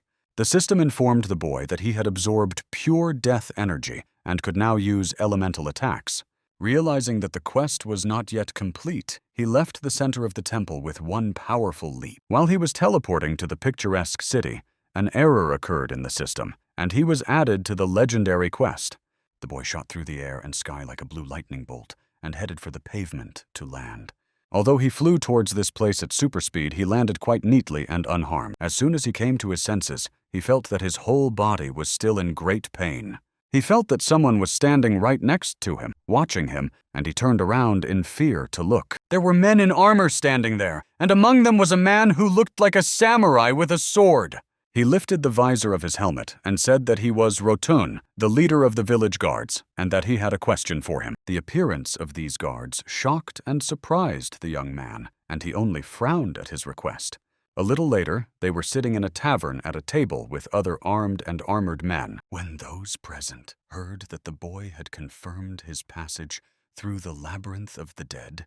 The crowd around him exploded with joy. The man explained that this underground labyrinth had been created on the site of a cemetery where the city's inhabitants were buried. Thanks to the boy's actions, the relatives and friends of the city's inhabitants had finally found peace, and they were very grateful to him for that. Yeonmin agreed, although in reality he used the skeletons for his own purposes to stop the RK players. They sat at a wooden table surrounded by wooden barrels, with empty bowls and mugs on the table. Rotun asked if he could find out the name of our main character, and the young man replied that his name was Ryan. Amidst incredible applause, shouts, and cheers, they shook hands. The system announced that he had achieved a feat as the hero of the village of Hylos, and in honor of this, he was presented with a gift on a wooden board. It was a signal fire to call the villagers in case of danger, and the boy began to feel shy. Looking at the audience and talking cheerfully, he thought about how the strongest player in the village had a level of 780. This news even motivated the boy, and he decided that he would like to fight him someday. Suddenly, Rotun shouted to the entire room to salute the hero, Minu! In unison, all the men raised their spears and placed them in front of them, forming a corridor. The young man was embarrassed by this sight. The man clarified that he would always be happy to come to the aid of the residents at any time, very quickly. Yeonmin's deed pleased the residents so much that they accompanied the hero with shining eyes, which still made Min nervous. He left the tavern, went out into the courtyard, opened his screen, and decided to organize his inventory, which was very large. Suddenly, a man wearing glasses called out to him, calling him by his game name, Ryan, and the young man turned his attention to him. The young man did not know this man, and obviously asked who he was. The man in glasses bowed and apologized for not greeting him yet. He was a scout for the Split Guild. It seemed that our main character was not interested in such offers at all. He waved to him and walked away. The man was not upset and asked him to wait, but the young man remembered that in the sports world, scouts are real egoists and hypocrites. The scout did not lose hope of attracting attention and justified himself by saying that he had been misunderstood. Still, he managed to get at least a little attention and asked if the guy had heard of the Split Guild, which is in the top 100 guilds. When the guy indifferently replied that it was the first time he had heard of this guild, the man became very angry at this answer. This weirdo was very annoying and even scared Yeonmin, who looked at him with distrust. The man went on to explain that his guild was in the top 100 in South Korea, and he hoped they would make it into the top 50. He laughed nervously and explained that in any case, he had found him to invite him to join his guild. The scout sensed that the young man was not interested and began to justify the guild with pleading gestures. The guy refused the offer again, but the persistent scout still asked for a little more attention. He began frantically promoting the guild, saying that they had all the potions and support items and that it was worth joining because of this. The young man turned and walked away, and the scout begged him to reconsider because then he would not have to pass the test as young men usually do. When the man asked if Min had joined another guild, he replied that he was playing solo. This was a winning phrase, after which the annoying scout fell silent and no longer ran after him with unnecessary persuasion. Wishing the boy luck, he discreetly adjusted his glasses on his nose with his brown-gloved hand and said no more. Later, the guy was in his apartment, checking a message from his sister in his messenger app. The boy had already changed into his usual clothes and was sprawled on a soft sofa with his tablet. He remembered the man who was a scout for the guild and invited him to join them. In general, with the support of a large guild, he could develop much faster, but the young man was not interested in that. Remembering the man with glasses again, Yeonmin came to the conclusion that he actually gave off a bad vibe. He thought that this man might not have known his level, but the RC players, on the contrary, might have known. He decided not to worry about this strange situation, although it was indeed very strange. Getting natural buffs, meaning skills that improve combat stats, surprised him even more now. He was also shocked by all the attack items and other improvements that could actually be much more serious. He decided to study the information about obtaining the water elemental as thoroughly as possible, as soon as possible. He rejoined the game wearing his virtual game and illuminated by blue pixels. When the locals saw Yeonmin, they were ecstatic because he was not just a player, but a real hero. The knowledgeable players did not understand why the secondary characters were so happy for the young man, but the girl said that he was the first to complete the quest in this village. Later, the event moved to a creepy room with training mannequins and very little light. He decided to hone his skills from the book and immediately went on the attack, smashing the dolls. Blue sparks flew under his feet, and ahead of him were more surviving training mannequins. The first mannequin received a kick to the side, which knocked it off the ground. The boy assumed that the mannequin would not fly higher, or perhaps he thought it was attached to the floor. It didn't matter to him, so he continued to destroy the prepared mannequins. This training had no effect because, as he expected, training with a dummy was pointless. He accepted this, but when he saw a dummy in armor and a helmet, he decided that it would be his next victim. Gathering all his strength, he concentrated his power in his hand, summoning an elemental fire attack. Such a powerful spell caused the mannequin's armor to burst and shockwaves to rise around them. The boy stood and looked at the remains, counting the skills he had just improved and what he was now capable of. When he simply touched the mannequin and uttered a word, everything around him flew in different directions and broke into pieces. He was frightened by such power in his hands and began to wave his hand, which was burning with magic. He decided to end his training, thinking that this was enough for now. Looking at his fingers, which had just been filled with magic, he smiled cheerfully and decided to move on. Soon, our main character was standing in a meadow with very green grass and tall trees. The same robbers were already waiting for him, and one of them asked the others to get ready. They were annoyed that the boy had been training for 2 hours, and they wanted revenge. They didn't like waiting. The clearing and the grass were empty, and the horizon behind them was glowing orange. There was movement in that direction, although it was not visible. Creatures resembling wolves with weapons were approaching. Youngmin met them from behind, and the creatures in clothes and fur began to walk faster. Catching up with one of the wolf-like creatures, he kicked it in the snout with his foot in his shoe. From the strong blow to the head, the wolf opened its mouth, losing self-control for a moment. Creatures like him, wearing the same clothes and carrying the same weapons, were obviously shocked by this and ran to help. The men watched the battle and could not believe what they were seeing. They clearly needed support. When he saw his comrades, he felt bolder and more confident. The young man stood in the middle of a clearing and tall grass, from which the heads of archers and other armed players were already visible. A man with black hair and unusual armor shouted to his comrades to grab the boy. He also yelled for them to kill him and take all his belongings while everyone else was running into battle. When they tried to intimidate the boy, he realized that there were barely more than 50 people there, and he even rejoiced and relaxed. He immediately sprang into action and, raising his hand to the sky, shouted the spell of the fierce bird. A delicate blue crystal in the shape of a bird with wings flew out of his hand. When the crystal reached a decent height, it became clear that this was a spell of massive destruction. The men just stared at the stone. When the spell began to take effect, a hologram of a large pink bird appeared around the crystal, opening its beak wide. This creature began to scream very loudly, causing the group of robbers to cover their ears. When they opened their eyes, they saw the same clearing again, with neither the boy nor the bird. The archers gathered in the middle of the clearing and began to get angry at the escape of their prey. One of the archers was overcome with indescribable horror when a large, angry wolf began to run towards him. There were many of them, and they outnumbered and surrounded the confused archers. One of the men shouted aggressively that it was an object that summoned mobs to 1 point. There was no time for talk, because the angry wolf-like creatures had already rushed at the people, leaving wounds. The boy, playing with the bird his sister had given him, realized that it could only scream, but in doing so, it provoked the mobs. One of the cornered players, overcome with fear, fought off the creature with his sword. It was unbearable because there were so many mobs, and behind him, Yeonmin was beating this man's comrades. Another comrade grabbed his staff with a precious stone at the end, understanding the command. Seeing the reaction of the other players, the young man decided to use the invisibility effect. As soon as the men nearby heard this, with a snap of his fingers, the young man disappeared from view. The dark-haired man was furious at the situation that had gotten out of control and ordered his men to use any skills they had. While everyone was listening to their leader's instructions, the boy they wanted so much appeared out of thin air behind them. When the man saw him, he shouted loudly and ordered everyone to catch up with him. Looking at the man with the stick, he remembered his sister's advice to immediately destroy hillers, that is, people like this one. For his actions, he immediately received a blow to the face from our protagonist's red boot. And then, to knock him out, the guy delivered an additional blow to the chin.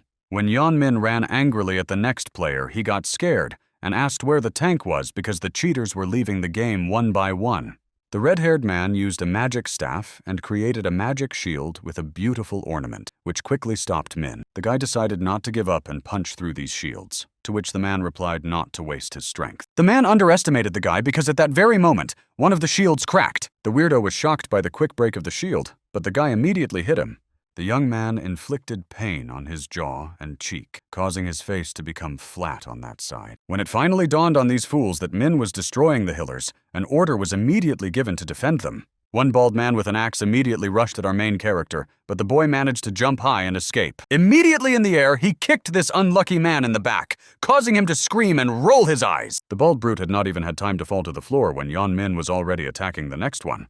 All the archers and other players with various weapons were simply flying from the blows of the enraged guy. Now the men's next idea to save the situation was to tie the boy down somewhere so that he could not escape. The boy understood this and thought that even though there were fewer opponents, it was still not easy to fight. The main character was even having fun, and after shouting a spell of fiery zeal, he doubled all his stats. With his pressure and breakthrough, he forced everyone who stood in his way to spin in the air. Now those who remained nearby, seeing the danger, began to flee in different directions. The guy's acceleration speed was enviable because in 1 second he was already closer to his next victims. Realizing that their opponent's speed was superior to theirs, the men could only curse at him. The black-haired man was confused and gave a new order to hold the enraged boy down with a shield and spear in his hands. Frightened, the man raised his shield, which the young man took advantage of by striking him in the legs. To defeat him once and for all, he shouted that he was going to use a super powerful attack and prepared to strike. He directed a powerful shockwave toward his opponents, which could be seen with the naked eye. This blew the villains away from where they were standing as if by a storm wind. Now, in order to attack successfully, Yeon Min spun his fist, aiming for the best place to strike. Focusing on his plan, he said that now he would do everything perfectly. One of the men shouted that there were actually 4 of them, and even began to threaten to injure his throat. Meanwhile, the young man jumped up and landed on his knees.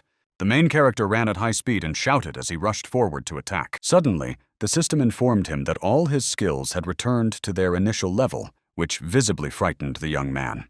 And when the system added that all indicators had decreased for an indefinite period of time, the guy was in shock.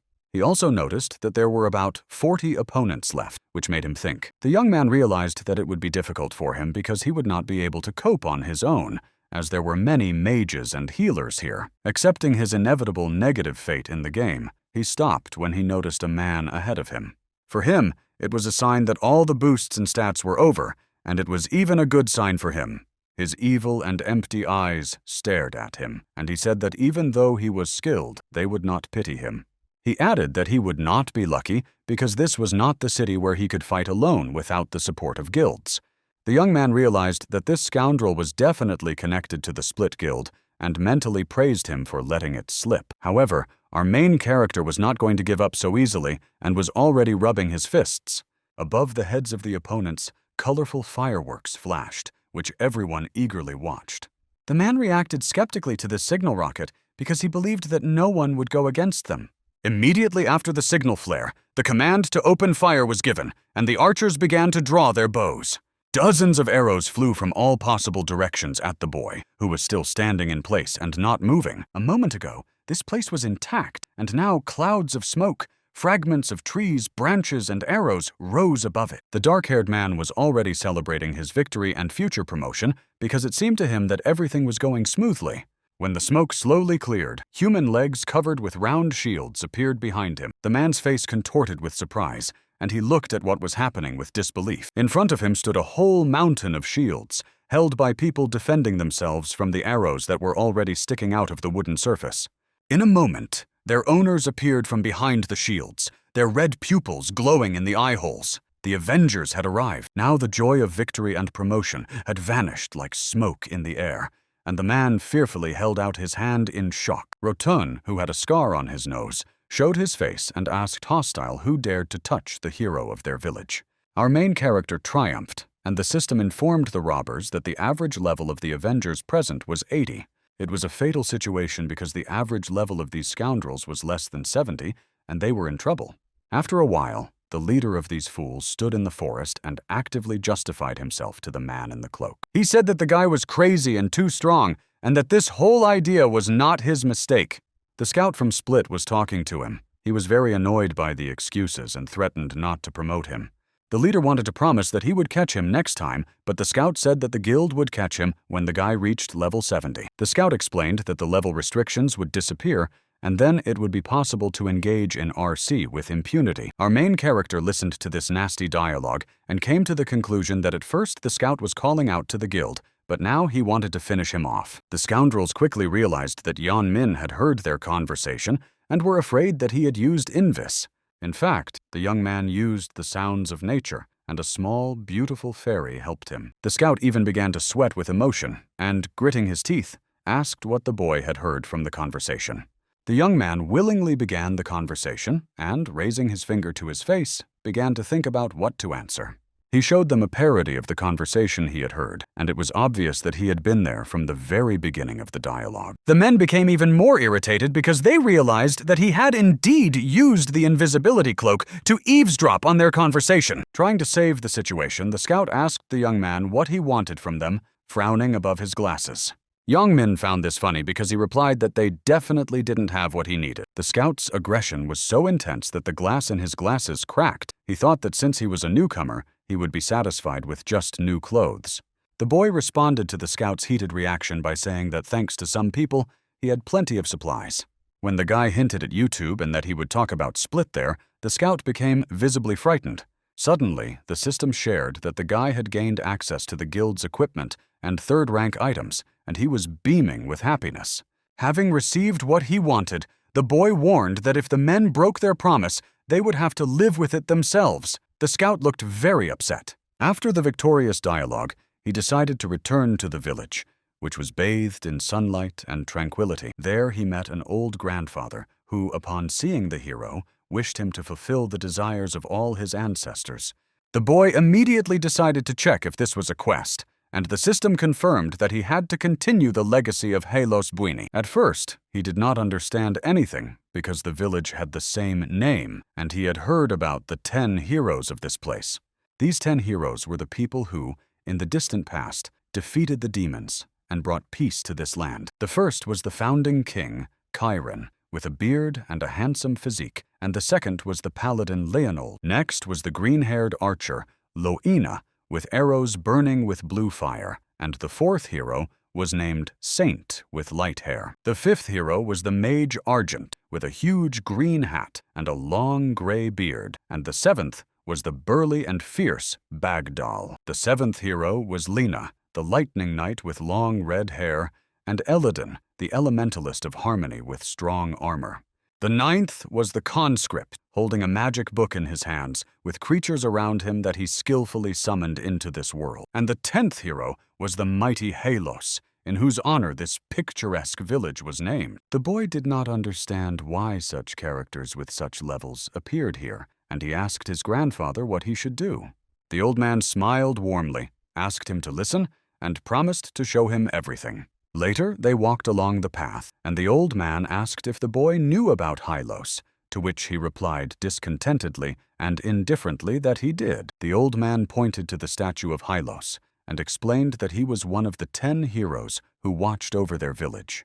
The old man explained that Hylos had told his ancestors that a worthy successor would appear to continue his legacy, and as a reward for fulfilling his request, would receive power. The man looked at him with his eyes and said that our Ryan deserves to receive the power of one of these heroes.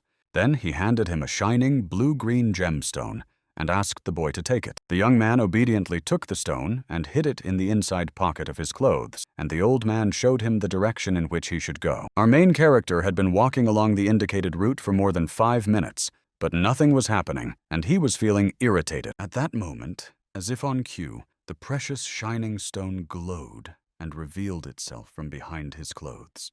The system suggested that the stone had helped him open the cave of trials that appeared before him. When the stone slowly flew out of his pocket, the system added that Min would not be able to leave the cave until he passed the trial or refused to take it. The system also warned that after refusal, the quest could not be repeated, and the boy understood that the map was inaccessible. The stopwatch showed 48 seconds as all kinds of sharp, dangerous weapons flew at the boy, filling him with unspeakable horror. Now it showed 29 seconds, and the guy understood that he urgently needed to get out of this terrible place. Now it was 21 seconds, and the guy had just barely avoided being injured by a giant blade, and he began to have doubts. The number 17 was colored orange, and the boy slid, trying to get out in time. One crazy moment on the dial, 3 seconds, and the boy in the carriage doesn't even understand if he made it. The system showed 0 seconds, and the wall that had been descending closed, sending pieces of stone flying off it from the impact. The system congratulated the guy on passing the second stage of the test as he lay tired and irritated on the bricks. The first stage of the test was too intense and difficult, and the guy cursed this crazy Yahello for the emotions he had experienced. Next, he learned step by step how to walk on water and in what sequence to move his feet correctly when moving on it. Then the second step was timing, where he had to learn to understand when the traps would be triggered. When our main character realized that Yahello had set traps everywhere, he became even more irritated by his actions. He began to brush the dust and dirt off his clothes and swore that when he met this fool, he would definitely punish him. He decided to leave, but suddenly saw an incredibly beautiful temple, shining with golden rays of sunlight. Opposite the large decorated windows stood 3 statues on pedestals of 10 heroes. There was a warning that the boy had to hold out here for the next 10 minutes, and behind the statues, they began to move treacherously. One of them took his giant sword, swung it, and struck the stone floor of the temple with all his might. The boy was surprised by the speed of the statue and realized that if it hit him, there would be nothing left of him. He tried to concentrate and dodged the large chunks of stone flying around him. The statue tried to grab him with its stone hand, but the boy deftly jumped high above it. Immediately, he climbed higher and tried to kick the stone creature in the chin as usual. This blow did not harm the statue at all because it was made of stone, so the boy decided to try to destroy it in another way. Looking back, he saw a statue of a man with long hair in armor and a large, scary mace. The system reported that the second stone statue with a mace was beginning to wake up. These statues woke up as quickly as they moved, so the mace of the second statue had already landed at the boy's feet. The realization of the danger of the situation frightened Mina. If the other statues woke up, it would be the end for him. He was unsure of what to do, but after shouting the word explosion, he directed blue lightning bolts around him. Right now, he had to hide somewhere out of sight of the statues, so he jumped over the railing of the stairs. The statues ran and swung their dangerous stone weapons, one with a sword and the other with a mace.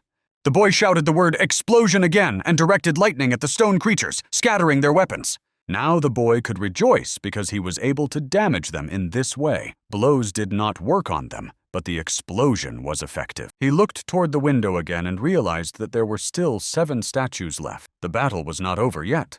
When he looked at the statue of Luina, the system reported that she had awakened. She was the 3rd. The statue was firing arrows from her bow, and the boy had to jump and dodge them quickly and without stopping. The figure quickly pulled an arrow from its quiver, drew the bowstring, and aimed at the boy. When the young man saw that this statue was an archer, he rejoiced and said that this would play into his hands. Some time passed, and our main character was sitting in the center of the temple on a pile of statues that had been pierced by arrows. The system sent a message that Ryan had reached level 70, although he didn't even have level 60, and he admitted that it wasn't easy. He received the achievement of a hero slayer, from whom even powerful creatures would fear him, while he continued down the corridor. When a door appeared in front of him, he opened it very carefully and slowly, and looked out to see what was behind it. As he stood there, he thought carefully about what awaited him if he passed the final test. He left his hiding place and entered the door, thinking that he was tired of everything.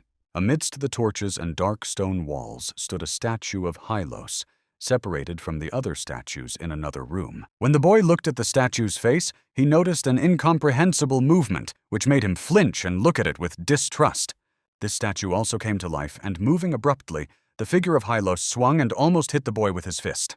When Ryan realized that the same battle was repeating itself, he cursed and became very angry at the repetition of the difficult battle.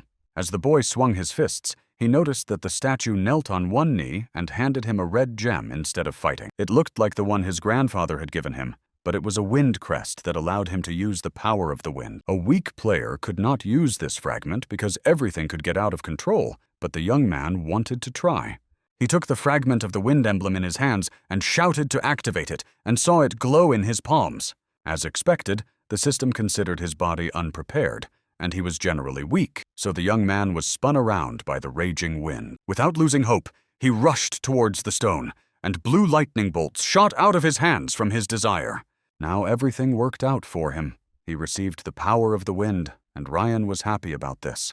His red gloves were smoking slightly, and he had just received the seal of the wind thanks to natural amplification. The boy's face was satisfied. Now the system congratulated him on the enhancement of his characteristics. The boy was happy that he was becoming faster. In addition, the system reported that he was stronger than Yahello, which surprised Ryan, and suddenly wings appeared above his head in a blue glow. He grabbed them with his hand, guessing that this could be a reward for his efforts. It was a sign of Talaria. It could be worn on shoes, and the wings gave greater agility and double jump. He soared into the blue sky and clouds like a rocket thanks to these wings on his boots. While flying in the sky, he decided that he would need this thing and skillfully landed back on the ground. Realizing his powerful position, he decided that if he met Hylos, he would give him a piece of his mind, even though he might be a good guy. The boy returned to the Fighters Guild and was already standing at the counter with a book, talking to the man opposite him. The man asked what skills he had been able to unlock, and the boy shared his achievements with him and familiarized himself with the text. Realizing that most of the skills were meaningless, he turned around and left, and the man waved goodbye and said farewell. He remembered the book that the goddess of war had given him, and decided to read it again in more detail. The whirlwind technique was a jump and kick that struck nearby enemies and took away 250% of their attack power. The attacking stance allowed him to take a more advantageous position for attack and increased damage by 10%. The defensive stance allowed him to take a no less advantageous position for defense and increased his armor by 10%. Reading the book, the guy realized that he had seen all this somewhere before, remembering the goddess of war. Later, the boy sat on the sofa in his apartment, holding his phone in his hand and talking to someone. On the other end of the line, Rachel was surprised by her brother's progress and asked how he was able to do it so quickly. He replied that he was just completing quests and destroying other players, and the girl was simply fascinated by this. After listening to her brother's adventures, the girl told him to move on to a new zone in any case. She promised to level him up when she returned to Korea. The young man didn't understand how she would do that, but she asked him to trust her and asked about party quests. The guy didn't like it because he liked to play solo? The girl laughed, and they began to say goodbye while he was sitting at the computer. They wished each other sweet dreams. It was strange for the girl that her brother was so into the game. Her surprise and excitement immediately turned to joy because she was happy for her brother. Meanwhile, Yeonmin was busy searching for information about the 10 heroes he had recently encountered. The internet told him that in the final saga, these characters were the descendants of heroes who had completed quests and reached the top of the rankings. Currently, only 4 characters were active: the Paladin, the Holy Elementalist, and the Conscript, but only the Paladin and the Holy were the most active. The guy remembered that he had cancelled the development branch of the thief Halos and regretted not choosing a fighter, but this class could exist. Then he decided to search for information on Musin's request, but the search engine did not provide enough information. The guy rejoined the game and now had to find a group before searching for adventures. He was interested in healers. The guy hoped that this was not a party quest and thought that he could go further on his own without a group of players. He bypassed the people and entered the dungeon, deciding that no one could interfere with him here and that there was nothing to worry about. Almost immediately, at the entrance, an orc with red eyes appeared in front of him. Without waiting for the monster to act, he immediately spun around and kicked it in the face. When the blow was over, the boy immediately felt that this creature was somehow different from the previous orcs. He was surprised that the creature was unable to dodge the blow, but still reacted to the attack. His guess was correct, because when he looked at what was happening to the creature, he realized that everything was different. The system sent a message about passing through the tunnel, but the boy did not like the rewards. They were weak. As the boy looked indifferently at his surroundings nearby, the initial players fled in panic and horror from another angry orc. Our main character found himself in the city of Photon and went to a fair where fish and other meat were sold. The boy looked around and realized that due to the lack of level restrictions, the players' equipment differed significantly. He decided to start a quest and was looking for partners when he was greeted by a man from the Adventurers Guild. Our main character, who had come here, told this man that he wanted to start a quest. The man immediately suspected something and asked if the boy was here for the first time in their guild, to which the young man replied that he was. When he heard the positive answer, he took out a roll of paper from his hiding place and said that it should suit him. Our main character looked at the man with a little distrust and looked at what he had given him. He had to find friends and clear the dungeon together. First, he looked at the girl who was also looking for a shield bearer for the Dungeon of the Cursed Skulls. Another man nearby shouted just as loudly that he was looking for a level 90 healer and was willing to go anywhere with him. On the other side stood a man with a mohawk, a mask and a bandage on his face, who was looking for a mage to go on a trip to the steep slopes. None of these offers suited Ryan because none of the people present needed a damage dealer like him. On the other side, he heard a girl with a sword and light hair shouting that she needed anyone without specifying any conditions. This offer suited the young man perfectly, so he told the girl that he would like to join them, and she looked at him. When she saw who had approached her, her mood and expression changed dramatically, and her face darkened. She quickly turned away and explained her reaction by saying that she realized he was a damager. She turned back to her original position and began calling on players to join her again, while the young man realized that things were not so simple. As Ryan was walking away, an unusual girl in a hat with blue hair called out to him and asked if he wanted to join them. He immediately admitted to her that he was a fighter, but she asked if he had the Flower of Adventure quest and explained that it was quite complicated. She added that she and her friends didn't have much time, but if he was interested, they could help him with the quest. Our main character looked at her face and felt a little embarrassed, but he thanked the girl uncertainly. The guy didn't think twice and extended his hand to the man in the leopard coat and agreed to join them. Suddenly, thanks to the system, he learned that this detachment was private, and he was upset because it meant that he could not reveal his identity. The girl in the hat immediately told him to go and said that they knew the area and everything would be over very quickly.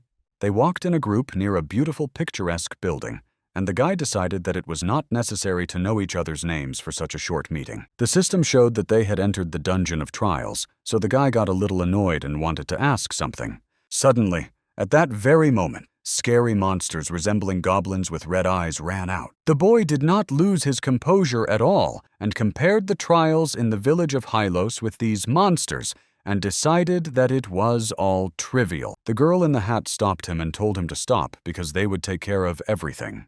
The boy hesitantly agreed again and became visibly agitated because he felt uncomfortable accepting help. The man in the leopard coat also had red eyes from rage as he struck the monsters with his sword.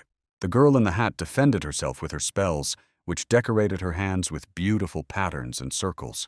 The third member of the squad was an archer and, without wasting any time, shot his arrows at the monsters. As they attacked, items rained down on the floor thanks to the battle and the defeated monsters. While his colleagues were collecting the acquired items and rewards into a bag, the boy realized that things and experience were obtained separately. Our main character was somewhat frightened by the evil gaze of the man in the fur coat, and he looked back at him awkwardly. The man put on a fake smile and asked him if they could continue.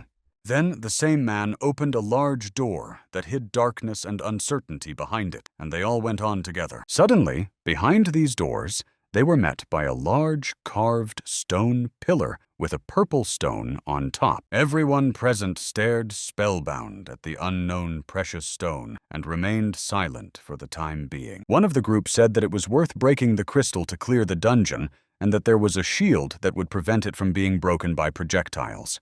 The archer in the green jacket began to shoot his arrows at the purple crystal. As the man in the leopard coat had said, the pillar was protected by a magical blue shield that prevented both shells and arrows from reaching it. Our main character approached this jade-colored pillar and realized that the walls were smooth and it would be very difficult to climb up there. When the man heard this, he raised his eyebrows suspiciously and said that no one had ever passed through this dungeon because of this. The guy was very surprised and confused because they had recently told him that they had cleared this dungeon more than once. The man in the leopard coat added that if you touch the crystal, you won't be able to get out of here, and immediately, living skeletons of the 90th level appeared. The young man was angered by what he saw, and assumed that all the defeated and destroyed monsters had been resurrected. With a suspicious look on his face, the man showed a scroll and explained that you couldn't get out of here with a regular one, you needed a special one. He began to openly mock the boy when the teleportation scroll was activated because the young man did not have one. Our main character realized that this scroll appeared because they had defeated the monsters in the dungeon on their own. The girl with the hat joined in on the treacherous scheme, tore up the teleportation scroll, wished him luck, and disappeared. There were many skeletons, and the most disgusting thing was that he was left here alone. Our main character himself did not understand how he could have fallen into such a treacherous trap against him. Finally realizing what had happened, he gritted his teeth and promised that the next time they met, these fools would regret ever being born. He immediately turned on his cold mind and decided to first assess the situation. He remembered that one of the passages was blocked by this evil. Thinking further about his actions, he looked at the tall pillar with the crystal. The guy looked very thoughtful, and he assumed that at such a height, an explosion could be quite effective. Suddenly, he remembered something and stamped his feet on the floor, causing a fierce fire to form around him. Ryan raised his hand and shouted at the top of his lungs, looking at the pillar so that it would explode. His hand was aimed at the stone and was just a little bit away from reaching it and grabbing it. To get closer to his goal, he defied the laws of gravity and jumped up the wall, which was quite smooth. After making numerous jumps, he was able to jump even higher than the crystal itself, and now he was heading towards it. He took it in his hands. The purple glow was incredible, shimmering like a pile of diamonds. Suddenly, as he sat near the pedestal where the crystal lay, he heard a strange sound and immediately became angry. Behind one of the corners, all three of them were laughing hysterically at Ryan's appearance and facial expression, leaving him to fend for himself. They found it very funny how they had treated the boy and the expression on his face when they left him. Now it was their turn to be afraid and shocked because there was an explosion in their hiding place that broke the stone walls and pillars. The loud noise made the scoundrels jump up and down and scream in fear. They all hid in the room, but the destruction did not end there. The entire building, with its ancient architecture, began to collapse like a house of cards. While the building was collapsing below, acrid dust flew up to the sky, and Ryan sat on a whole jade pillar, unharmed and unscathed. He exhaled and realized that if it weren't for his protective shield, there would be nothing left of him. He was still holding the purple crystal in his hands and watching as it began to dissipate like morning fog and mix with the air. The system explained that the boy had just received pure life energy and could now use the healing skill. It was a little strange for the boy because in order to heal himself, he had to hit his opponent. After reading the instructions from the system, he jumped off a tall pole, deciding that this healing skill would be useful to him. When the boy had already left this place, 2 heroes from the dozens came to the ruins. Among them was a saint and another woman. This woman's name was Esna, and she was a descendant of the Saint Rancor. She was overwhelmed with emotion because only a saint could handle such an item. Her tears immediately turned into unspeakable rage because someone dared to steal someone else's skill, that is, the crystal, and she punched the pole with all her might. The man said he would send a request to the informants to find the person who took the saint's skill, although the thief could be found in the nearest villages or in the forest. Meanwhile, our Ryan was standing on the shore of a large reservoir with a wooden boat and many green trees. He was studying something on the screen. He read the conditions of the quest about the 5 misfortunes that threatened the city of Photon and was already unhappy. He read on and realized that a transparent lake awaited him. He hoped that this time it would be more interesting. Now he looked into the blue water and was dissatisfied because the spirit of the lake did not appear in it. Suddenly, the water began to stir, and a voice came from it, saying that the offender who polluted the lake would be punished. A mermaid dressed in a blue dress appeared from the water in front of our main character. She looked quite angry and stared at the young man. Now the boy was satisfied because he was standing before the real spirit and master of the lake, whom he had been waiting for so long. His eyes immediately began to analyze what he saw with their multicolored lenses. Then he immediately attacked the mermaid, but his fist passed right through her, and the blow was ineffective, which was evident on the young man's face. Then his eyes, with their unusual abilities, saw her weak spot, and where his desired target was, her neck. He immediately swung his arm in a quick motion and grabbed the area indicated by the system. From the mermaid's neck, he pulled out an unusual blue sphere made of symmetrical wires. Without hesitation, he squeezed it with all his might in his fist, and splashes of blue water appeared near his hand. The boy looked at his hand, which glowed blue, and was proud of himself because he had managed to do it. 2 of the 5 misfortunes had been destroyed. As a reward for passing the test, a gold ring with a blue stone appeared in Ryan's hand. When he read in the message from the system that thanks to him he could breathe underwater, he was quite happy. He didn't immediately believe this information, but he still approached the shore of the lake where the water was splashing. He decided that he had nothing to lose from this gift, so he immediately dove into the depths of this mysterious lake. The boy was immediately enveloped by dark blue water and rapidly descended into the dark depths of the lake, which obviously hid something. When he looked more closely at the bottom, he saw a large building with a beautiful roof and light-colored decoration, which surprised him. The system suggested that the boy had just found the ruined temple of Lake Ryan and swam a little closer to the porch. The ring on his finger glowed in the darkness of the depths, and the boy realized that the temple had been here at the bottom all along. When he entered the depths of the ruined temple, he realized that a large air bubble had formed there. When he went a little further, he earned the title of explorer because he had found this temple, and no one had found it before Ryan. He came out onto a large staircase, and at the top, he found a crown of purification that could save him from all abnormal conditions. The guy picked it up, wondering where he could wear this epic piece of jewelry. Only now did it dawn on the boy that this ornament was only 1 level below legendary. As soon as he put it on his head, everything around him plunged into impenetrable darkness. He did not understand what was happening. It must have been a mistake, but behind him he saw a girl with golden hair. This girl showed him an illusion, telling him a story about how they had prospered and ruled in this place in the past. The girl wore this crown during the story and said that every day they had peace and hoped that it would always be so. The boy, holding the same crown, realized that the girl was its true owner and listened attentively. Unfortunately, peace was not destined to remain in this area, as a terrible disaster occurred. The girl added that they called it a disaster, something that seemed safe at first glance, but this misfortune engulfed the village in one fell swoop. Even those who managed to survive were cursed because their skin rotted and sank before their eyes. Being one of the survivors of this disaster was not a joyful thing. People suffered and agonized while still alive. Those residents who perished in this disaster could not find peace even after death. The situation was too horrific. Those who resisted tried with all their might, but nothing worked, and they barely managed to cope with everything with the help of purification. The only thing that could save people from misfortune was the power of purification of the crown, but without its owner, it was useless.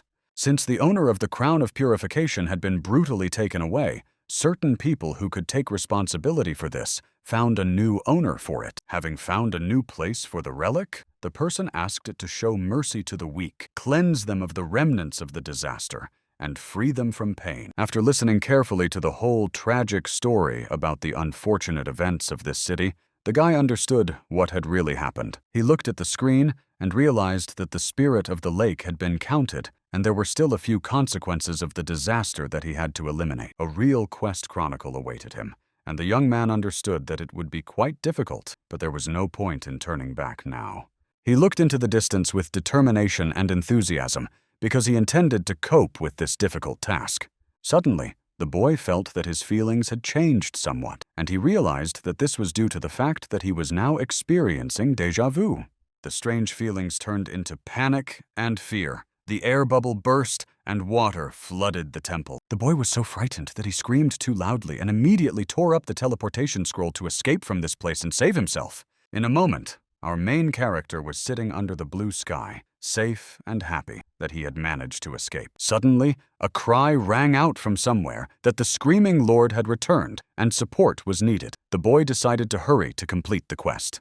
Near the players was a giant monster with a goat's head, wearing powerful armor and wielding a hammer. This creature was evil and terrifying. The players who were trying to defeat it were visibly nervous and even considered running away. They suspected that the creature was up to something. Suddenly, the demonic monster opened its mouth and began to growl frantically with lightning flashing from its eyes. It was the effect of a death cry, and everyone fell into a state of fear. People who fell under this effect simply went mad, covering their eyes and ears with their hands, unable to save themselves. The other men who were holding their weapons were pushed by something, and they looked back at the one who had done it, recovering from the shock. Ryan quickly ran to help with the attack, already wanting to start fighting the terrible creature. He dodged the hammer and other attacks from the goat-like monster, and his eyes began to glow red with rage. In an instant, when the boy managed to fly a little closer, he took advantage of this and quickly knocked the giant hammer out of the monster's hand. His blow was powerful because the hammer immediately began to spin in flight, leaving its owner. The hammer acted like a boomerang and treacherously struck its owner when it returned to him. The players standing nearby were shocked. The monster was destroyed, engulfed by an aura of death. Thus, Ryan was able to complete part of the quest and destroy one of the evils of the city of Photon. All the players present were impressed by the actions of our main character, who was able to knock the screaming lord off his feet with a single blow. The guy clenched his fist with satisfaction and rejoiced that the instant effect had just worked, lifting his spirits. Suddenly, a green cloth decorated with beautiful gold thread and jewels fell on him. The boy carefully picked up the fabric and looked around, not understanding where it had come from. Maybe it had fallen off the boss. Suddenly, one of the crowd of players began to shout in fear that the cloak of mourning had just fallen. The whole crowd went crazy and tried to take it away from Ryan. As it turned out, the item was valuable, and with every second, the screams became louder. It was unclear what value this item had, but the men were going crazy over it because they had wanted it for a long time. Our main character yelled at the players, calling them fools, and asked them to get out of his way. The crowd ordered the other players to kill the boy, and they prepared their swords and spears for the attack. The boy told the crowd that none of them valued their precious lives, but the enraged crowd did not want to listen to him at all. For Ryan, the course of events was clear. He had to take the cloak of mourning for himself. He put the cloak on himself like a scarf, and shouted the spell of the dead, summoning black souls. Now our main character possessed the skill of the Screaming Lord, and the clumsy players suffered a second time from the status of abnormal fear. He, of course, left that terrible place, and now stood near the castle, realizing that he had 2 disasters left. One type of disaster appeared in a certain area, and now a skunk was staring at the guy from the ground. Remembering the goat-like monster, the guy continued to think that the other disaster would appear on its own. Analyzing his previous adventures, the guy understood that although everything was fine with the giant of destruction, next time, everything could be different. The boy thought about whether he should go after someone he could catch on his own right now. That suspicious skunk was a poisonous strangler, a monster that released poison into the air. The poison of this seemingly carefree creature might not seem that dangerous, but it was way worse than it looked. The poison of this skunk was so powerful that there were no cheap antidotes, and the magic of the priests was useless. Another reason why the skunk was difficult to hunt was the high risk involved. It simply walked around, poisoning the environment and reacting to nothing. This creature successfully concealed its presence and did not show itself when the player's level was high or there were many of them. Although the animal was quite small, even for 2 players, finishing it off was still a challenge. Ryan decided to try to do it. There were rustling and other sounds among the bushes, and a skunk came out, seeing its favorite nuts, but they were colored orange. Whoever had placed the nuts as bait had accurately guessed the animal's preferences, because the skunk stood transfixed in an instant. The animal immediately ran up to the pile of treats and began to eat the desired nut with great pleasure and desire. Just then, our main character appeared and, without hesitation, mounted the dangerous animal by jumping on its back. Whatever Ryan had thought about this animal before, he was now even more shocked by its strength. The skunk ran frantically and had no intention of stopping, but the boy couldn't hold on and began to fall, noticing that there was poisonous gas around him. Our main character fell on his back and did not get up from the ground, and in front of him stood this skunk, which, as it turned out, was not so small. When the creature came closer, the boy lay on his stomach and pretended to be asleep or unconscious. Unexpectedly, the gas had no effect on Ryan because he had a purification crown, which he now decided to use. The gas had a negative effect on living plants, but with the boy's help, they were cleansed of the poison. And now that he was feeling fine and the environment had been saved, the skunk flew away into the sky from the powerful blow. The boy thanked the purification crown and was glad that now he only had 1 disaster left to overcome. The defeated skunk lay unconscious nearby, and the poison began to slowly dissipate around him. As a result of losing its poison, the creature became more adequate and smaller in size. The boy did not like this very much because this dangerous creature still existed, albeit small. The skunk gave a silent response to his dissatisfaction, leaving a strange purple sphere in its feces. The boy was shocked by the creature's actions, which simply did not want to give up its treasure to anyone. Overcoming his disgust, He carefully picked up the sphere with his fingers and lifted it from the ground. It was a core filled with poison. The instructions from the system said that he had to use it, and the boy was furious because he had no other choice. He was disgusted by what had contaminated the core a moment ago, but he ate it anyway.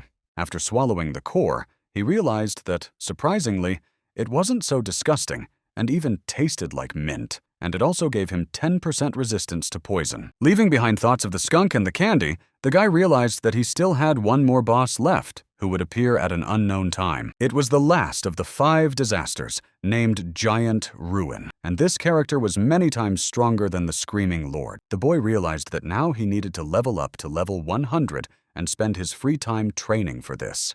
The boy did not give up and was already at level 88 thanks to his sister's strategies. He could easily feel how much stronger and more powerful he had become by clenching his fists and muscles. He could feel it physically. Although he was proud of himself, he was not at all ready to face the warrior deity, hinting at the red-haired goddess of war. Instead of such radical opponents, he could compete with other ranked players, which was no less interesting and exciting. He was torn from his pleasant thoughts and memories by a cry about the appearance of the Giant of Ruins and the need for reinforcements on the plains of Vulbarin. The boy reacted instantly and shouted the word "card," commanding it to enlarge. Then he sprinted and ran straight into it. The crowd of players was angry because they couldn't come any further and couldn't understand anything at all. One man in a helmet told everyone to just move away, and if they really wanted to pass, they should join the guild. The boy was also among the people who couldn't get through and couldn't understand what was going on with these guards. He was very tense and asked what they should do if the others took everything for themselves. Another person joined the conversation by calling the guard a scumbag. Our main character apologized, and the man with the eye patch said that the guild had monopolized the territory. If you attack, you could become a criminal, and if you pass, security and problems will await you. When the men around him grumbled discontentedly about finding the right moment to attack, and that it was impossible, the guy thought about it. The guard couldn't stand the grumbling and threatened that if they continued to complain, he would reveal their identities because they had no right to interfere. The bravest of those present was our main character, who boldly approached the guards. It was even daring. The guards began to get angry, one threatening with his fists and the other calming him down, because if they attacked, there would be problems. The man with the blue eye patch was surprised by Ryan's actions and assumed that he just wanted to pass. Another player was even indignant and said with confidence that this newcomer would definitely leave the game. Suddenly, the inattentive guys from the crowd noticed that the guy was wearing a cloak of mourning. The main character, with a cold gaze, uttered a spell of mournful souls, and the guards were afflicted with a state of abnormal fear. All the guilty and innocent suffered from unspeakable horror. All the faces of those present were painted with grimaces of pain and fear. Everyone covered their eyes and ears with their palms. While the others were suffering from the spell, a tall man in armor with a large sword in his hands approached our main character.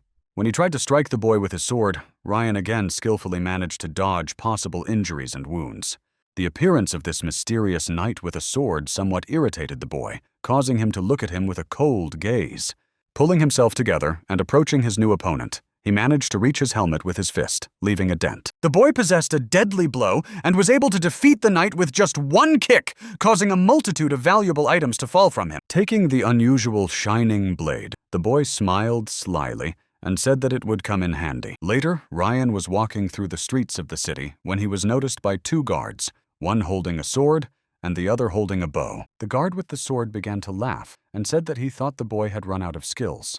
The other guard quickly took his bow and shot hundreds of arrows at the boy, who did not even suspect. In fact, the boy was already on guard. To him, these 2 were weak, and their behavior was very predictable.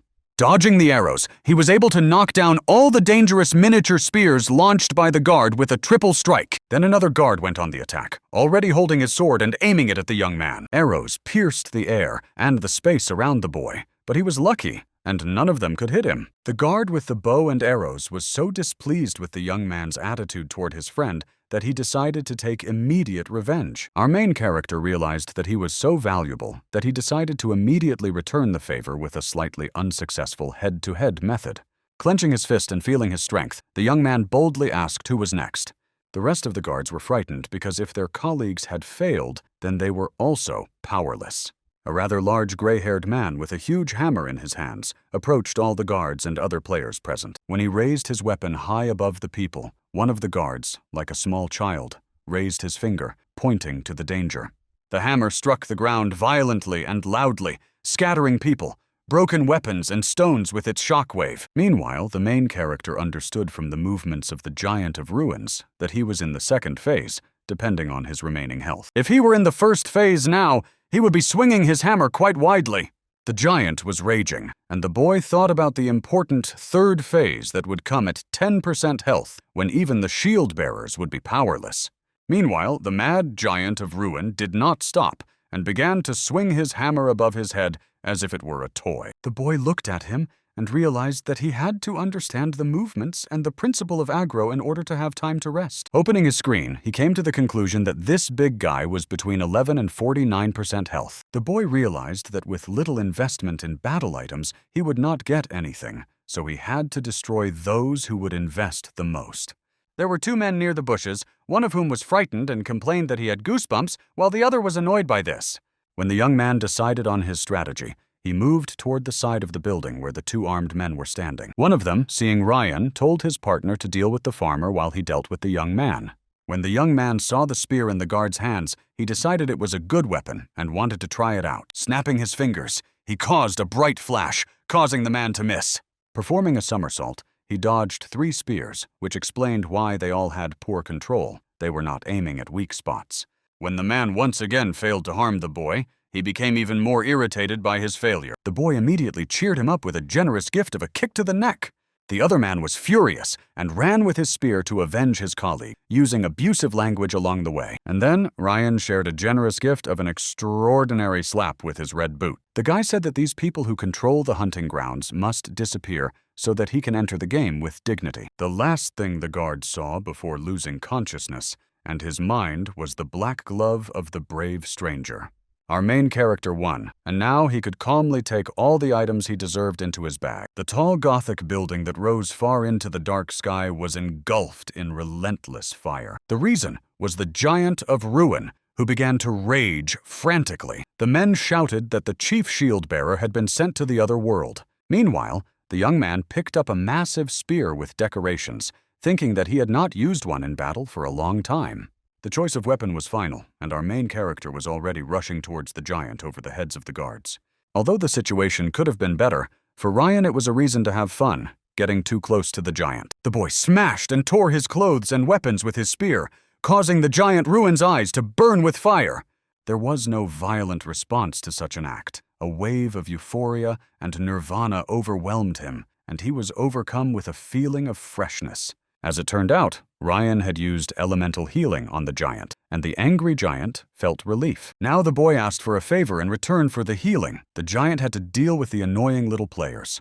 The giant Ruin obediently listened to the boy's request and immediately agreed. All the men who had been confident before were now screaming in horror. The giant's cry simply swept away everything in its path. People flew like leaves. The building slowly collapsed, and everyone's strength to fight was exhausted. For the players, it was the end, and a fatal one at that. All the key players had been destroyed. Something had to be done. Meanwhile, the main character triumphed. The Giant of Ruin lived up to his name. The boy sat on his shoulder, holding a spear engulfed in lightning. It was all very pleasant to watch, but the boy decided that it was time for the finale. He summoned an elemental attack of death and stabbed the giant with his spear, after which he began to be engulfed by an aura of death. The boy jumped off the giant's shoulder and waited patiently for the result of the spear attack. As soon as the Giant of Ruin gave up his soul to the Lord, the system congratulated Ryan on completing the quest of the 5 misfortunes. When the boy saw the message that the quest to clean up the disasters had been added to the quest for fragments of misfortune, he was quite surprised. Someone opened the history of the epidemic disaster, and the sky immediately became ominous and black. This caused a repeat of all the events of the past, and people began to feel sick and look noticeably tired. Our main character had to destroy the epidemic and save the city of Photon, otherwise a wave of disease would fall upon the world. Esna and Saint experienced these conditions and events firsthand as they gathered guild members and individual characters, and they were not thrilled about it. The guy realized that the quest was not meant for him personally, although he thought the opposite. He couldn't do anything about it, but he could strike first and win in order to cope faster than others. History said that this was a very ancient memory that no one could remember, and no one understood where it all began. The memories of this land were filled with fear. They were in chaos, and in this world there was only destruction. Despite the alarming signs, Ryan was in the Adventurers Guild and tried on his prizes. His new accessories went well with his boots, which allowed him to double jump when moving. The guild owner laughed at the boy's appearance and admitted that he looked ridiculous. The boy asked if there was any other equipment available. The man replied that there was none, but the boy did not lose his composure and instead asked to be told about the disaster. The interlocutor agreed and said that an epidemic disaster was taking place in the rotten forest, pointing to the map with his pen. He explained that the rotten forest was inhabited by rotten creatures, but they were not so weak that staying there was dangerous. The young man remembered the difficulties he had with the poisonous skunk and realized that with the epidemic, he would have even bigger problems. The man was impressed by Ryan's exploits and handed him a box with his reward, saying he couldn't believe he had received it. He presented the boy with a hero's medallion, a gift from the Adventurers Guild for his incredible deeds. It was a rare medallion that increased the reputation of the wearer and owner by 500 points, and it was very beautifully decorated. Smiling through his metal mask, he sincerely thanked his interlocutor, giving him a thumbs up. Meanwhile, something strange was happening in the forest. The men with weapons were attacked by something unknown, a purple slime that fell on their faces. It was something very poisonous and dangerous. The healer could not find an antidote when the unfortunate man begged for help. Our masked protagonist observed this, and for him, this turn of events was logical and obvious.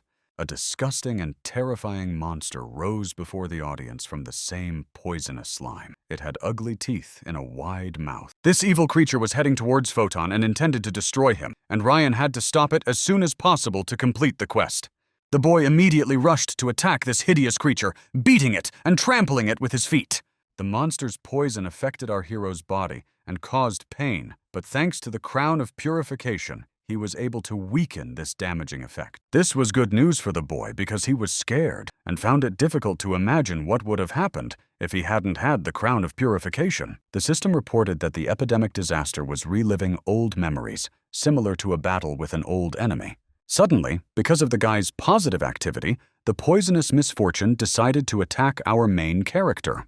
The main character unexpectedly felt something foreign, and the system clarified that the Earth was under the effect of the epidemic, as were all living creatures around it. The monster was not joking and filled the entire clearing with its body and poison. The boy realized that he had to act more cunningly and deliberately, so he headed for the lake because he had a more reliable plan of action. As he tried to run faster, the monster caught up with him with its tentacles. The plan was unreliable, but he had to try.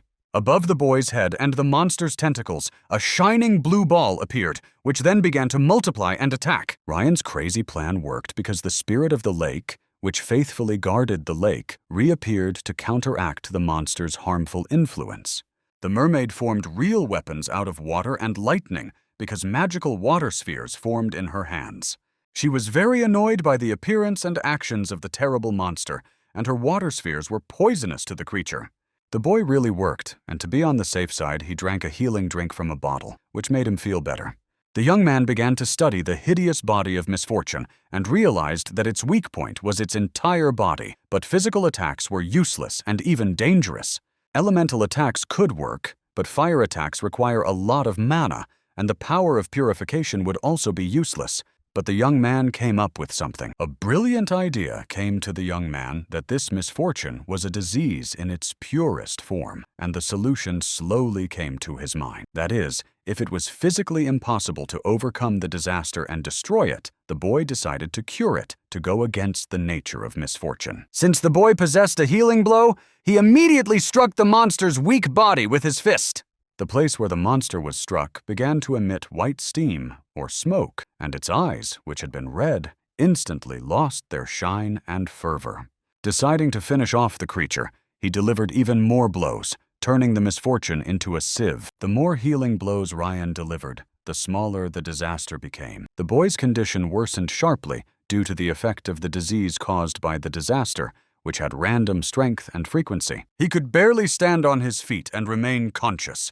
But with his last ounce of strength, he directed the power of purification at the creature. When the monster muttered negatively in response to the boy, Ryan still tried to press it to a lethal end. Our main character would not have been a hero if he had not had such a thirst for victory. With his last ounce of strength, he defeated the misfortune.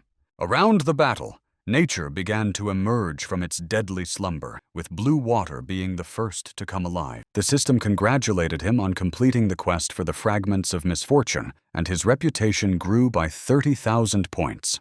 The boy also received a gift of a ring of misfortune, which held the power of misfortune recorded in legends, as well as a letter with a yellow bow.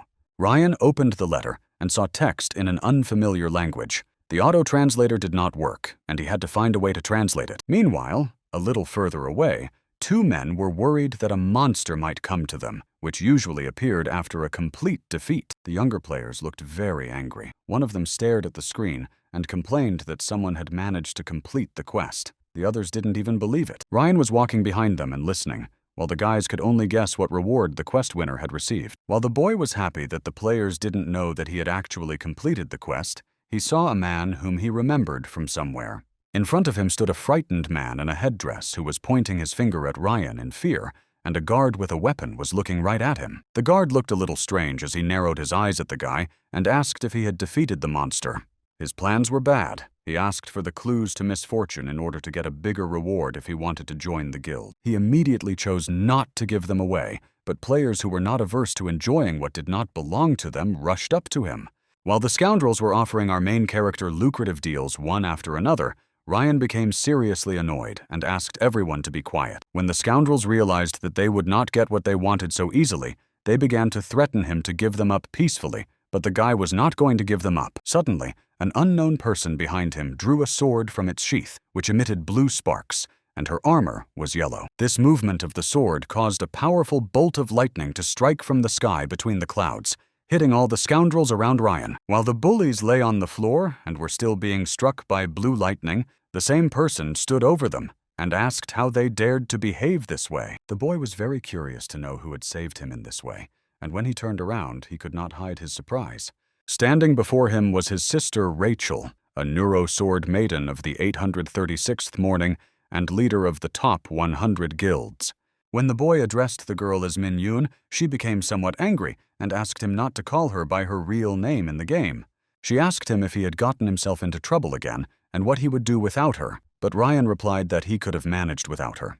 The girl looked at her brother with care and love and asked in a joking tone how he would have done it. Surely he would have fought them. She immediately asked if her brother wanted to join her guild, but he replied that he wanted to play alone. The girl called her brother stubborn and reminded him that he was not allowed to join other guilds and asked if he understood. He agreed, but immediately asked for help deciphering the elemental god of war and another ancient language.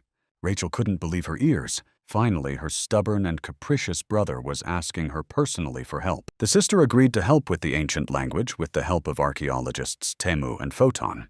She then asked him to share his progress on the quest, and the boy asked if she wanted to see what he was doing. The girl explained that she had misspoken and, quickly saying goodbye, rushed to her flight and promised to meet at home.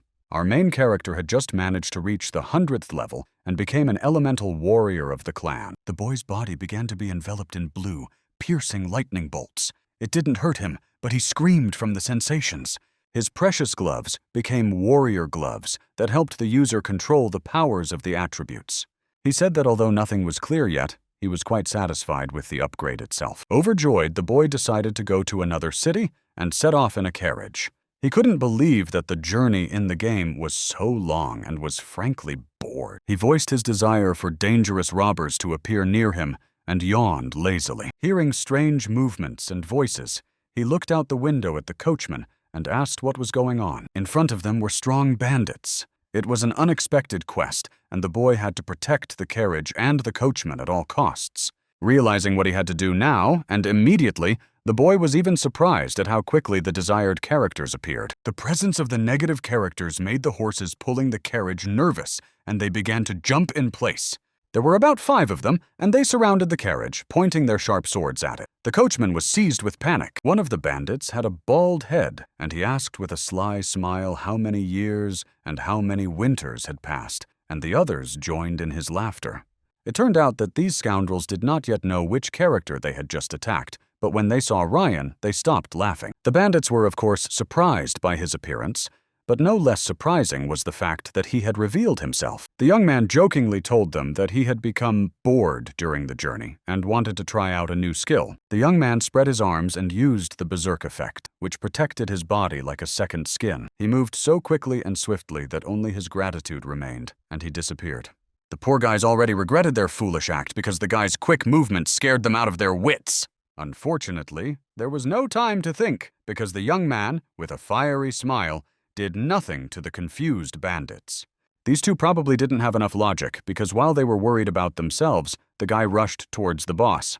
Waiting for him was the boss, Zorky, a burly man with well-developed muscles and a yellow bandage on his forehead. He also had long gray hair. The guy didn't hesitate for a moment and flew at the terrifying man with a loaded fist.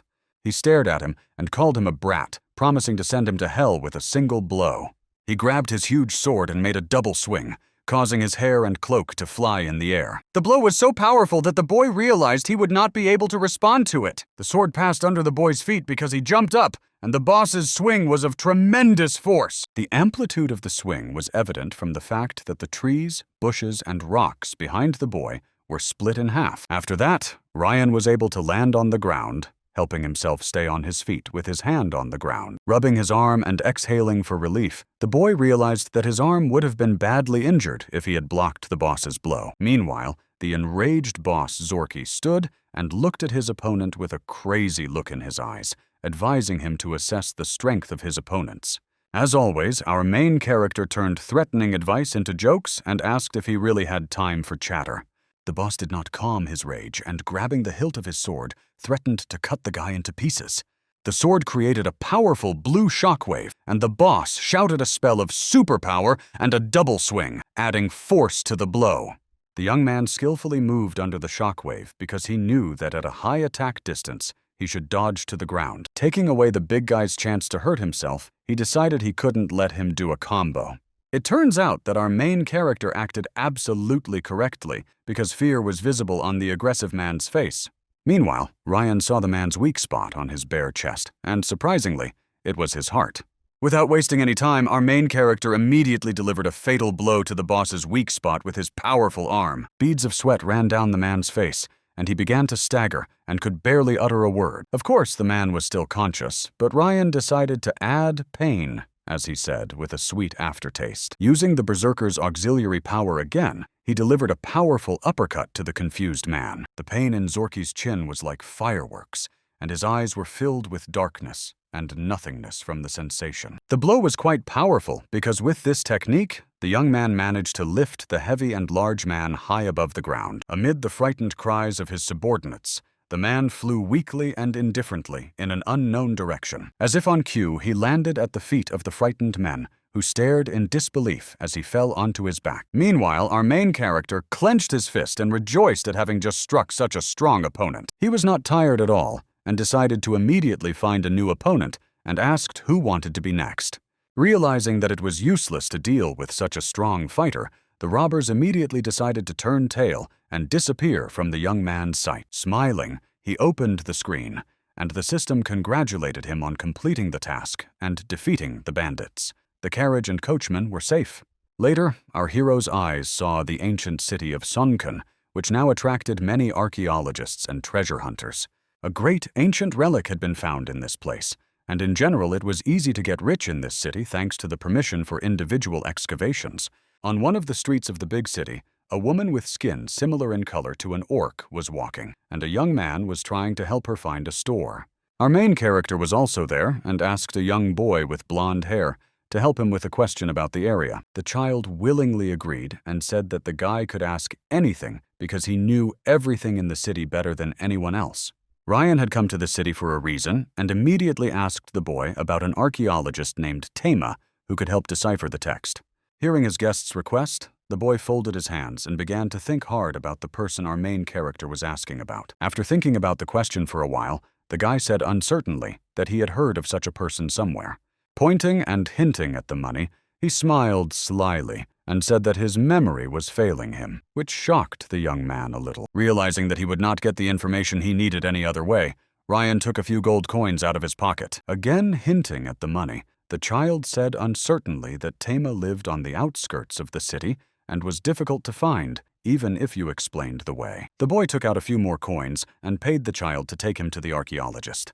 They walked through the green forest for some time, but Ryan did not trust the boy very much because he thought that the archaeologist lived near the ruins. Our main character muttered discontentedly, thinking he had been deceived, but the little blonde boy said they had already arrived. When our main character looked up, he saw a very beautiful little house on an incredibly large and tall tree. While Ryan looked in amazement at where the archaeologist lived, his guide began to call out the name of the house's occupant. The boy suggested that instead of shouting in vain, he should just climb up the tree and talk. The boy explained that this was impossible because the ladder only descended from the top of the house, and it was not so easy to get there. The guide did not quite understand who he was dealing with and looked shocked when Ryan jumped up and grabbed him by the collar. To get to his destination better and faster, the boy jumped off each tree and climbed higher each time. In a few seconds, they were already in the tree above the archaeologist's house, and it turned out that a ladder was not necessary to climb up. Our main character accidentally scared the poor child, who couldn't come to his senses, to the point of cardiac arrest. Suddenly, the door of the brick house opened, and the irritated voice of its owner rang out. The archaeologist's voice immediately calmed the child's fear, and the boy cheerfully greeted Tema. A strange old man with big ears and short stature came out to them. He was a whopping level 158. The boy explained to the little old man that Ryan was looking for him, and that was why they were here. The boy greeted him politely. The archaeologist didn't quite understand what was going on and asked why our main character was looking for him. Ryan carefully showed him a letter with incomprehensible text and asked the old man to read it first. When the dignified man took the letter from the boy, he began to read its contents carefully and muttered under his breath. Without explaining what might be in it, the man was so frightened that he could hardly utter a word. Something had frightened him greatly. Now the interest in finding out what was written in this unknown letter intensified, and the boys stood with their mouths open and asked what was there. The old man had a problem with his sense of humor because he was simply upset by the terrible handwriting of the person who wrote the text. Reading this message gave the archaeologist a headache, and the boys were surprised by his reaction. Strange as it may seem, the old archaeologist immediately recognized the handwriting as that of his guest Rachel's sister. The young man explained that his sister had helped him to ask for the deciphering of an ancient language. Later, the owner of the strange little house invited the boys in and sat them down at a small table surrounded by many books and candles burning on the table.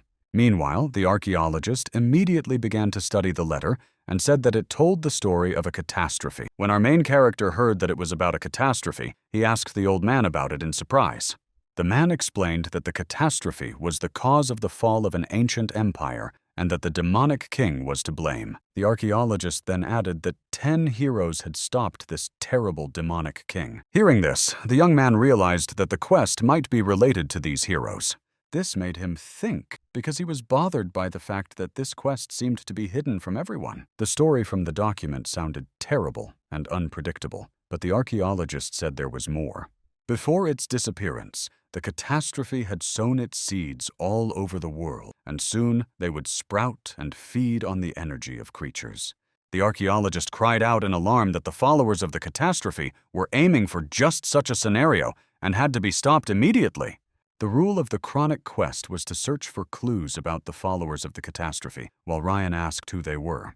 The old man explained that they were the ones who were destroying archaeologists and their work in order to reawaken the terrible catastrophe. The young man immediately became gloomy because he understood that if they were stealing archaeologists, they themselves did not know how to awaken the catastrophe. It was like the beginning of the end of the world. Realizing how many items and how much experience he would gain, the boy slapped his knees and shouted that he had to save the world immediately. The archaeologist picked up on his enthusiasm and said that he had recently found a way to infiltrate their base. Now Ryan had a subquest to earn Temu's trust, for which he had to collect 100 evil stones. The boy expressed his indignation because he hated menial work, but the archaeologist still said that he had to look for zombies in the stinking forest. Our main character agreed and asked the boy to guide him, but the boy was very scared and refused. The child begged him to refuse, and even gave him something that would help Ryan survive, repeating once again that he did not want to go there. So, this forest, which was called Stinky, was a place equivalent to a swamp. Here, you could raise your level nicely, but the smell got in the way. In the terrible, dark, smelly, green swamp, rotten and scary zombies floated, gurgling and growling. Our main character came alone, despite the incredible stench, irritably covering his nose with his hand. He held in his hand an edible minty slime that he had received from a child in exchange for a trip to the forest. Trying to believe that this stuff would help him, the guy took it and ate it. In his hands, he rubbed deoxygenating mint, which had green leaves and beneficial properties. He rubbed the juice of this mint under his nose and realized that it made him feel much better. A dirty black rotten foot in torn pants and nasty green slime stepped on the ground where there was no grass. A crowd of stinking zombies of the 113th level was heading towards our main character. The guy immediately began to try to physically destroy these stinking monsters with his fist. Since these creatures were rotten and old, his fist entered the zombie's head as if it were a rotten stump. As a result, all the remains of rotten skin and muscles flew like mud onto our Ryan's clothes, face, and hair. Leaving the fight, he began to irritably wipe the stinking contents of the zombie from his clothes and face. The smell was simply unbearable, but since he had come, he had to deal with it. Ahead of him stood a group of dozens of zombies, and the guy was already rushing to break through the crowd. The guy had already rushed into a pile of rotten creatures, and his blows made them wince, but they still reached out to him. With his signature move, he easily knocked the creatures' heads off, sending them flying like soccer balls. Then, adding fuel to the fire, he swept through the zombies' faces with a single punch, hitting 3 at once. The system did not send a message about the level increase, but the guy had already finished the fight and killed at least 100 zombies. Suddenly, among the stinking bodies of zombies, he saw a slightly glowing black stone that looked like a piece of coal. This was the very stone of evil that the archaeologist had spoken of, but they were difficult to collect because few of them fell out of the fallen zombies. The guy picked it up irritably, and looking at his find, muttered that he would get tired quickly. A brilliant idea came to him, and he looked at the stone in his hand with slight shock. A new batch of rotten zombies was already heading towards him, walking towards him as if spellbound. This zombie resembled a rotten stump, and his hand easily dealt with the decaying creature. Another stinking creature suffered the same fate as the previous one, bowing its head in defeat and falling down. Another dark stone of evil fell to the floor, the 14th in a row. The second zombie had a dark aura, and it was in them that the necessary dark stones of evil were found, the boy realized. The system told him that he had acquired the hidden skill of magical scanning, and the boy decided to try it out immediately.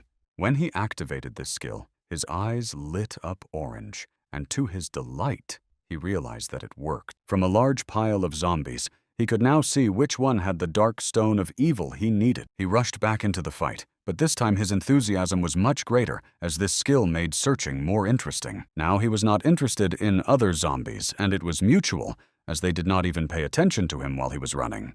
Now the number of dark stones of evil collected reached 31, and the boy received an achievement called Fun to Collect. Suddenly, the boy saw mountains in front of him, at the top of which something unknown, similar to a volcanic crater, was burning. The boy left the stinking zombies, and even one of them that had a stone of evil because he was disturbed by what he had just seen.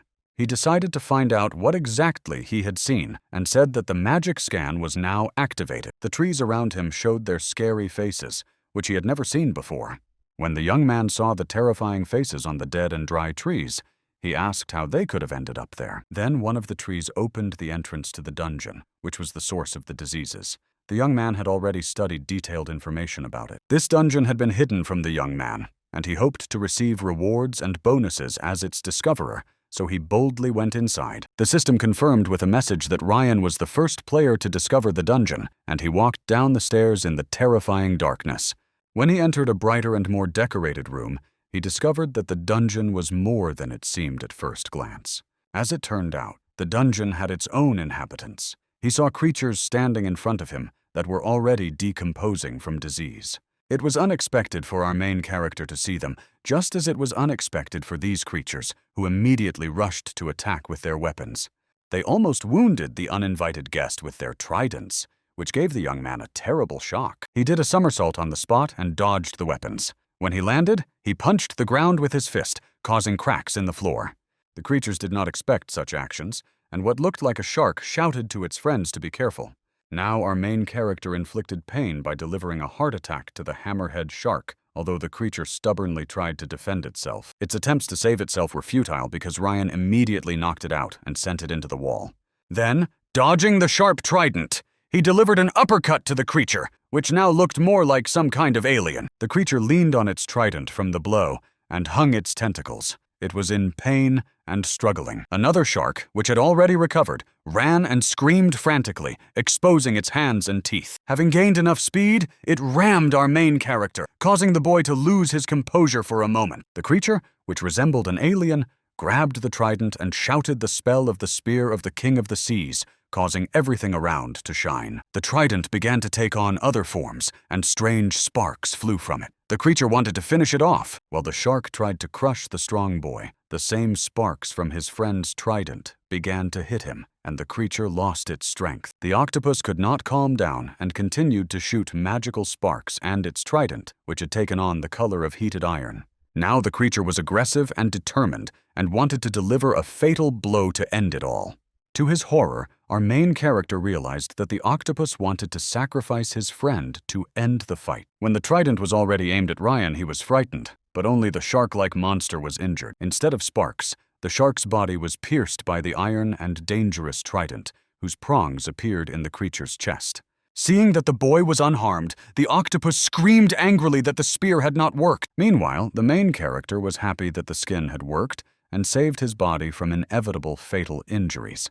Deciding to take revenge for such a daring act, the boy frantically struck the octopus, causing it to fly into the wall and leave a dent. Having finished with the raging monster, the boy approached the shark that had been pierced by the spear and thought about something. He touched its neck, which showed traces of teeth, and thought it might be a zombie. Thanks to the crown of purification, he was unable to contract the plague from the shark, and now he was walking down a long corridor in search of a fragment of misfortune. Seeing a dark door at the end of the corridor with no light behind it, he realized that this was the room where the boss was. The guy was right, because on the pedestal stood a creature resembling Neptune holding a giant trident. The man asked why the boy was torturing them. The system showed that he was the creator of the decaying creatures and had a level of 150. The boy was outraged that the man said he was torturing them and realized that the monsters had said something similar and did not like people. The calm tone of the creature changed to a cry full of pain and despair. He shouted that he would pay with his life for limiting his pain. The man shouted the spell of the sea god spear and launched a blue lightning bolt at our main character. The boy did another sol, and having escaped the stream of energy, agreed that the boss would be stronger than the previous creatures he had encountered. The Neptune-like man repeated the spell again, and the boy barely managed to escape the stream of lightning and fire. He tried to stay on his feet and realized with regret that the creature would not even give him a moment's rest. The creature raged frantically, and with a loud cry, wished death upon the boy, and blamed him for his illnesses and pain. The boy again dodged the trident's blow by simply running past the man, leaving him behind. In fact, this seemingly simple move greatly surprised the man, because the young man was actually able to dodge the spear. When the man said that the boy could have counterattacked, Ryan said that this was exactly what he had come for.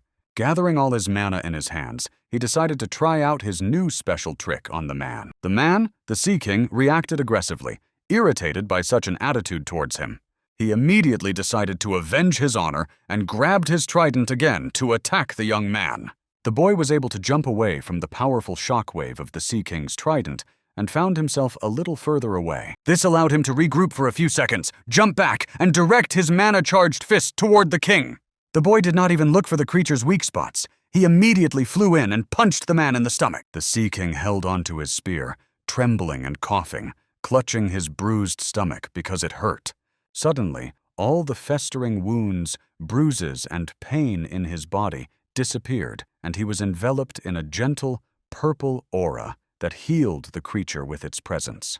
These sensations and the aura alarmed the man a little, so he aggressively asked what the boy was up to and what he had done to his body. The boy did not explain anything, but only clenched his fists again and told the king to continue to expose himself to the blow. Not noticing that his wounds were healing, the king grabbed his spear and tried to attack the young man again. Striking the ground and raising dust, He did not notice that the young man had instantly jumped onto his shoulders and was standing on them with his feet. When they looked into each other's eyes, Ryan said it was time and jumped off the king. The boy jumped up, did a somersault over the man, and begged him to wait a little longer.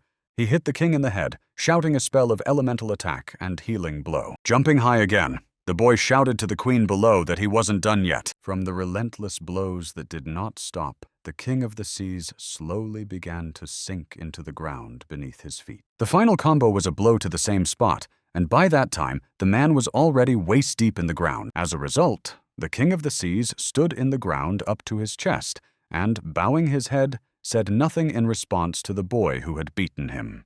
The poor man's eyes could not focus on a specific point, and he moaned weakly. Our main character looked happy and smiled and asked the beaten man how he was feeling now.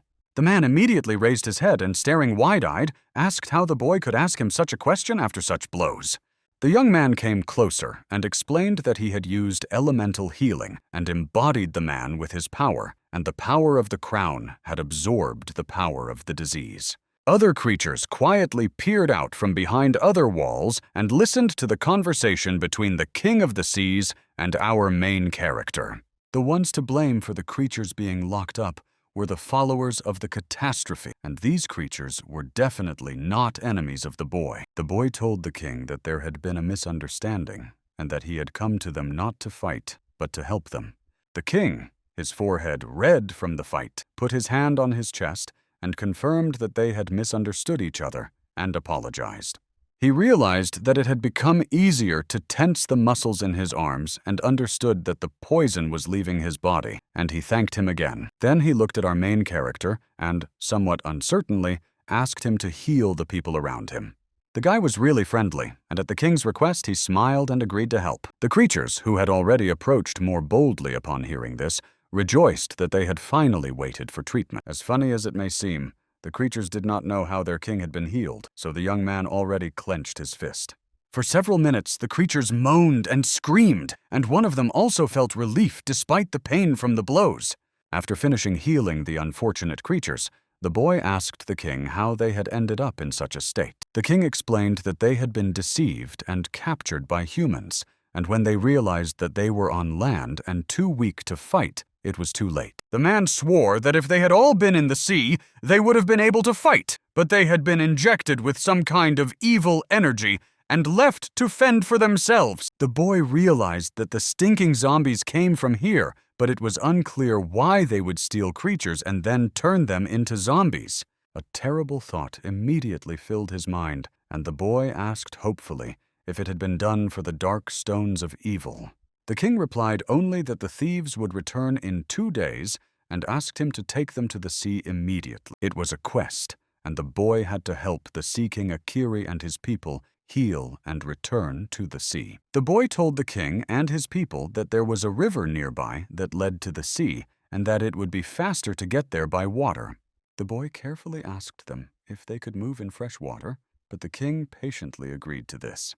Hearing the man's consent, our main character waved his hand and asked everyone present to follow him. The boy led the king of the seas, who was at the head of a crowd of his subordinates, through a dark tunnel without additional lighting. Finally, the boy managed to lead the sea creatures out of the dark, narrow tunnel and pointed out that the Keisha River was in front of them.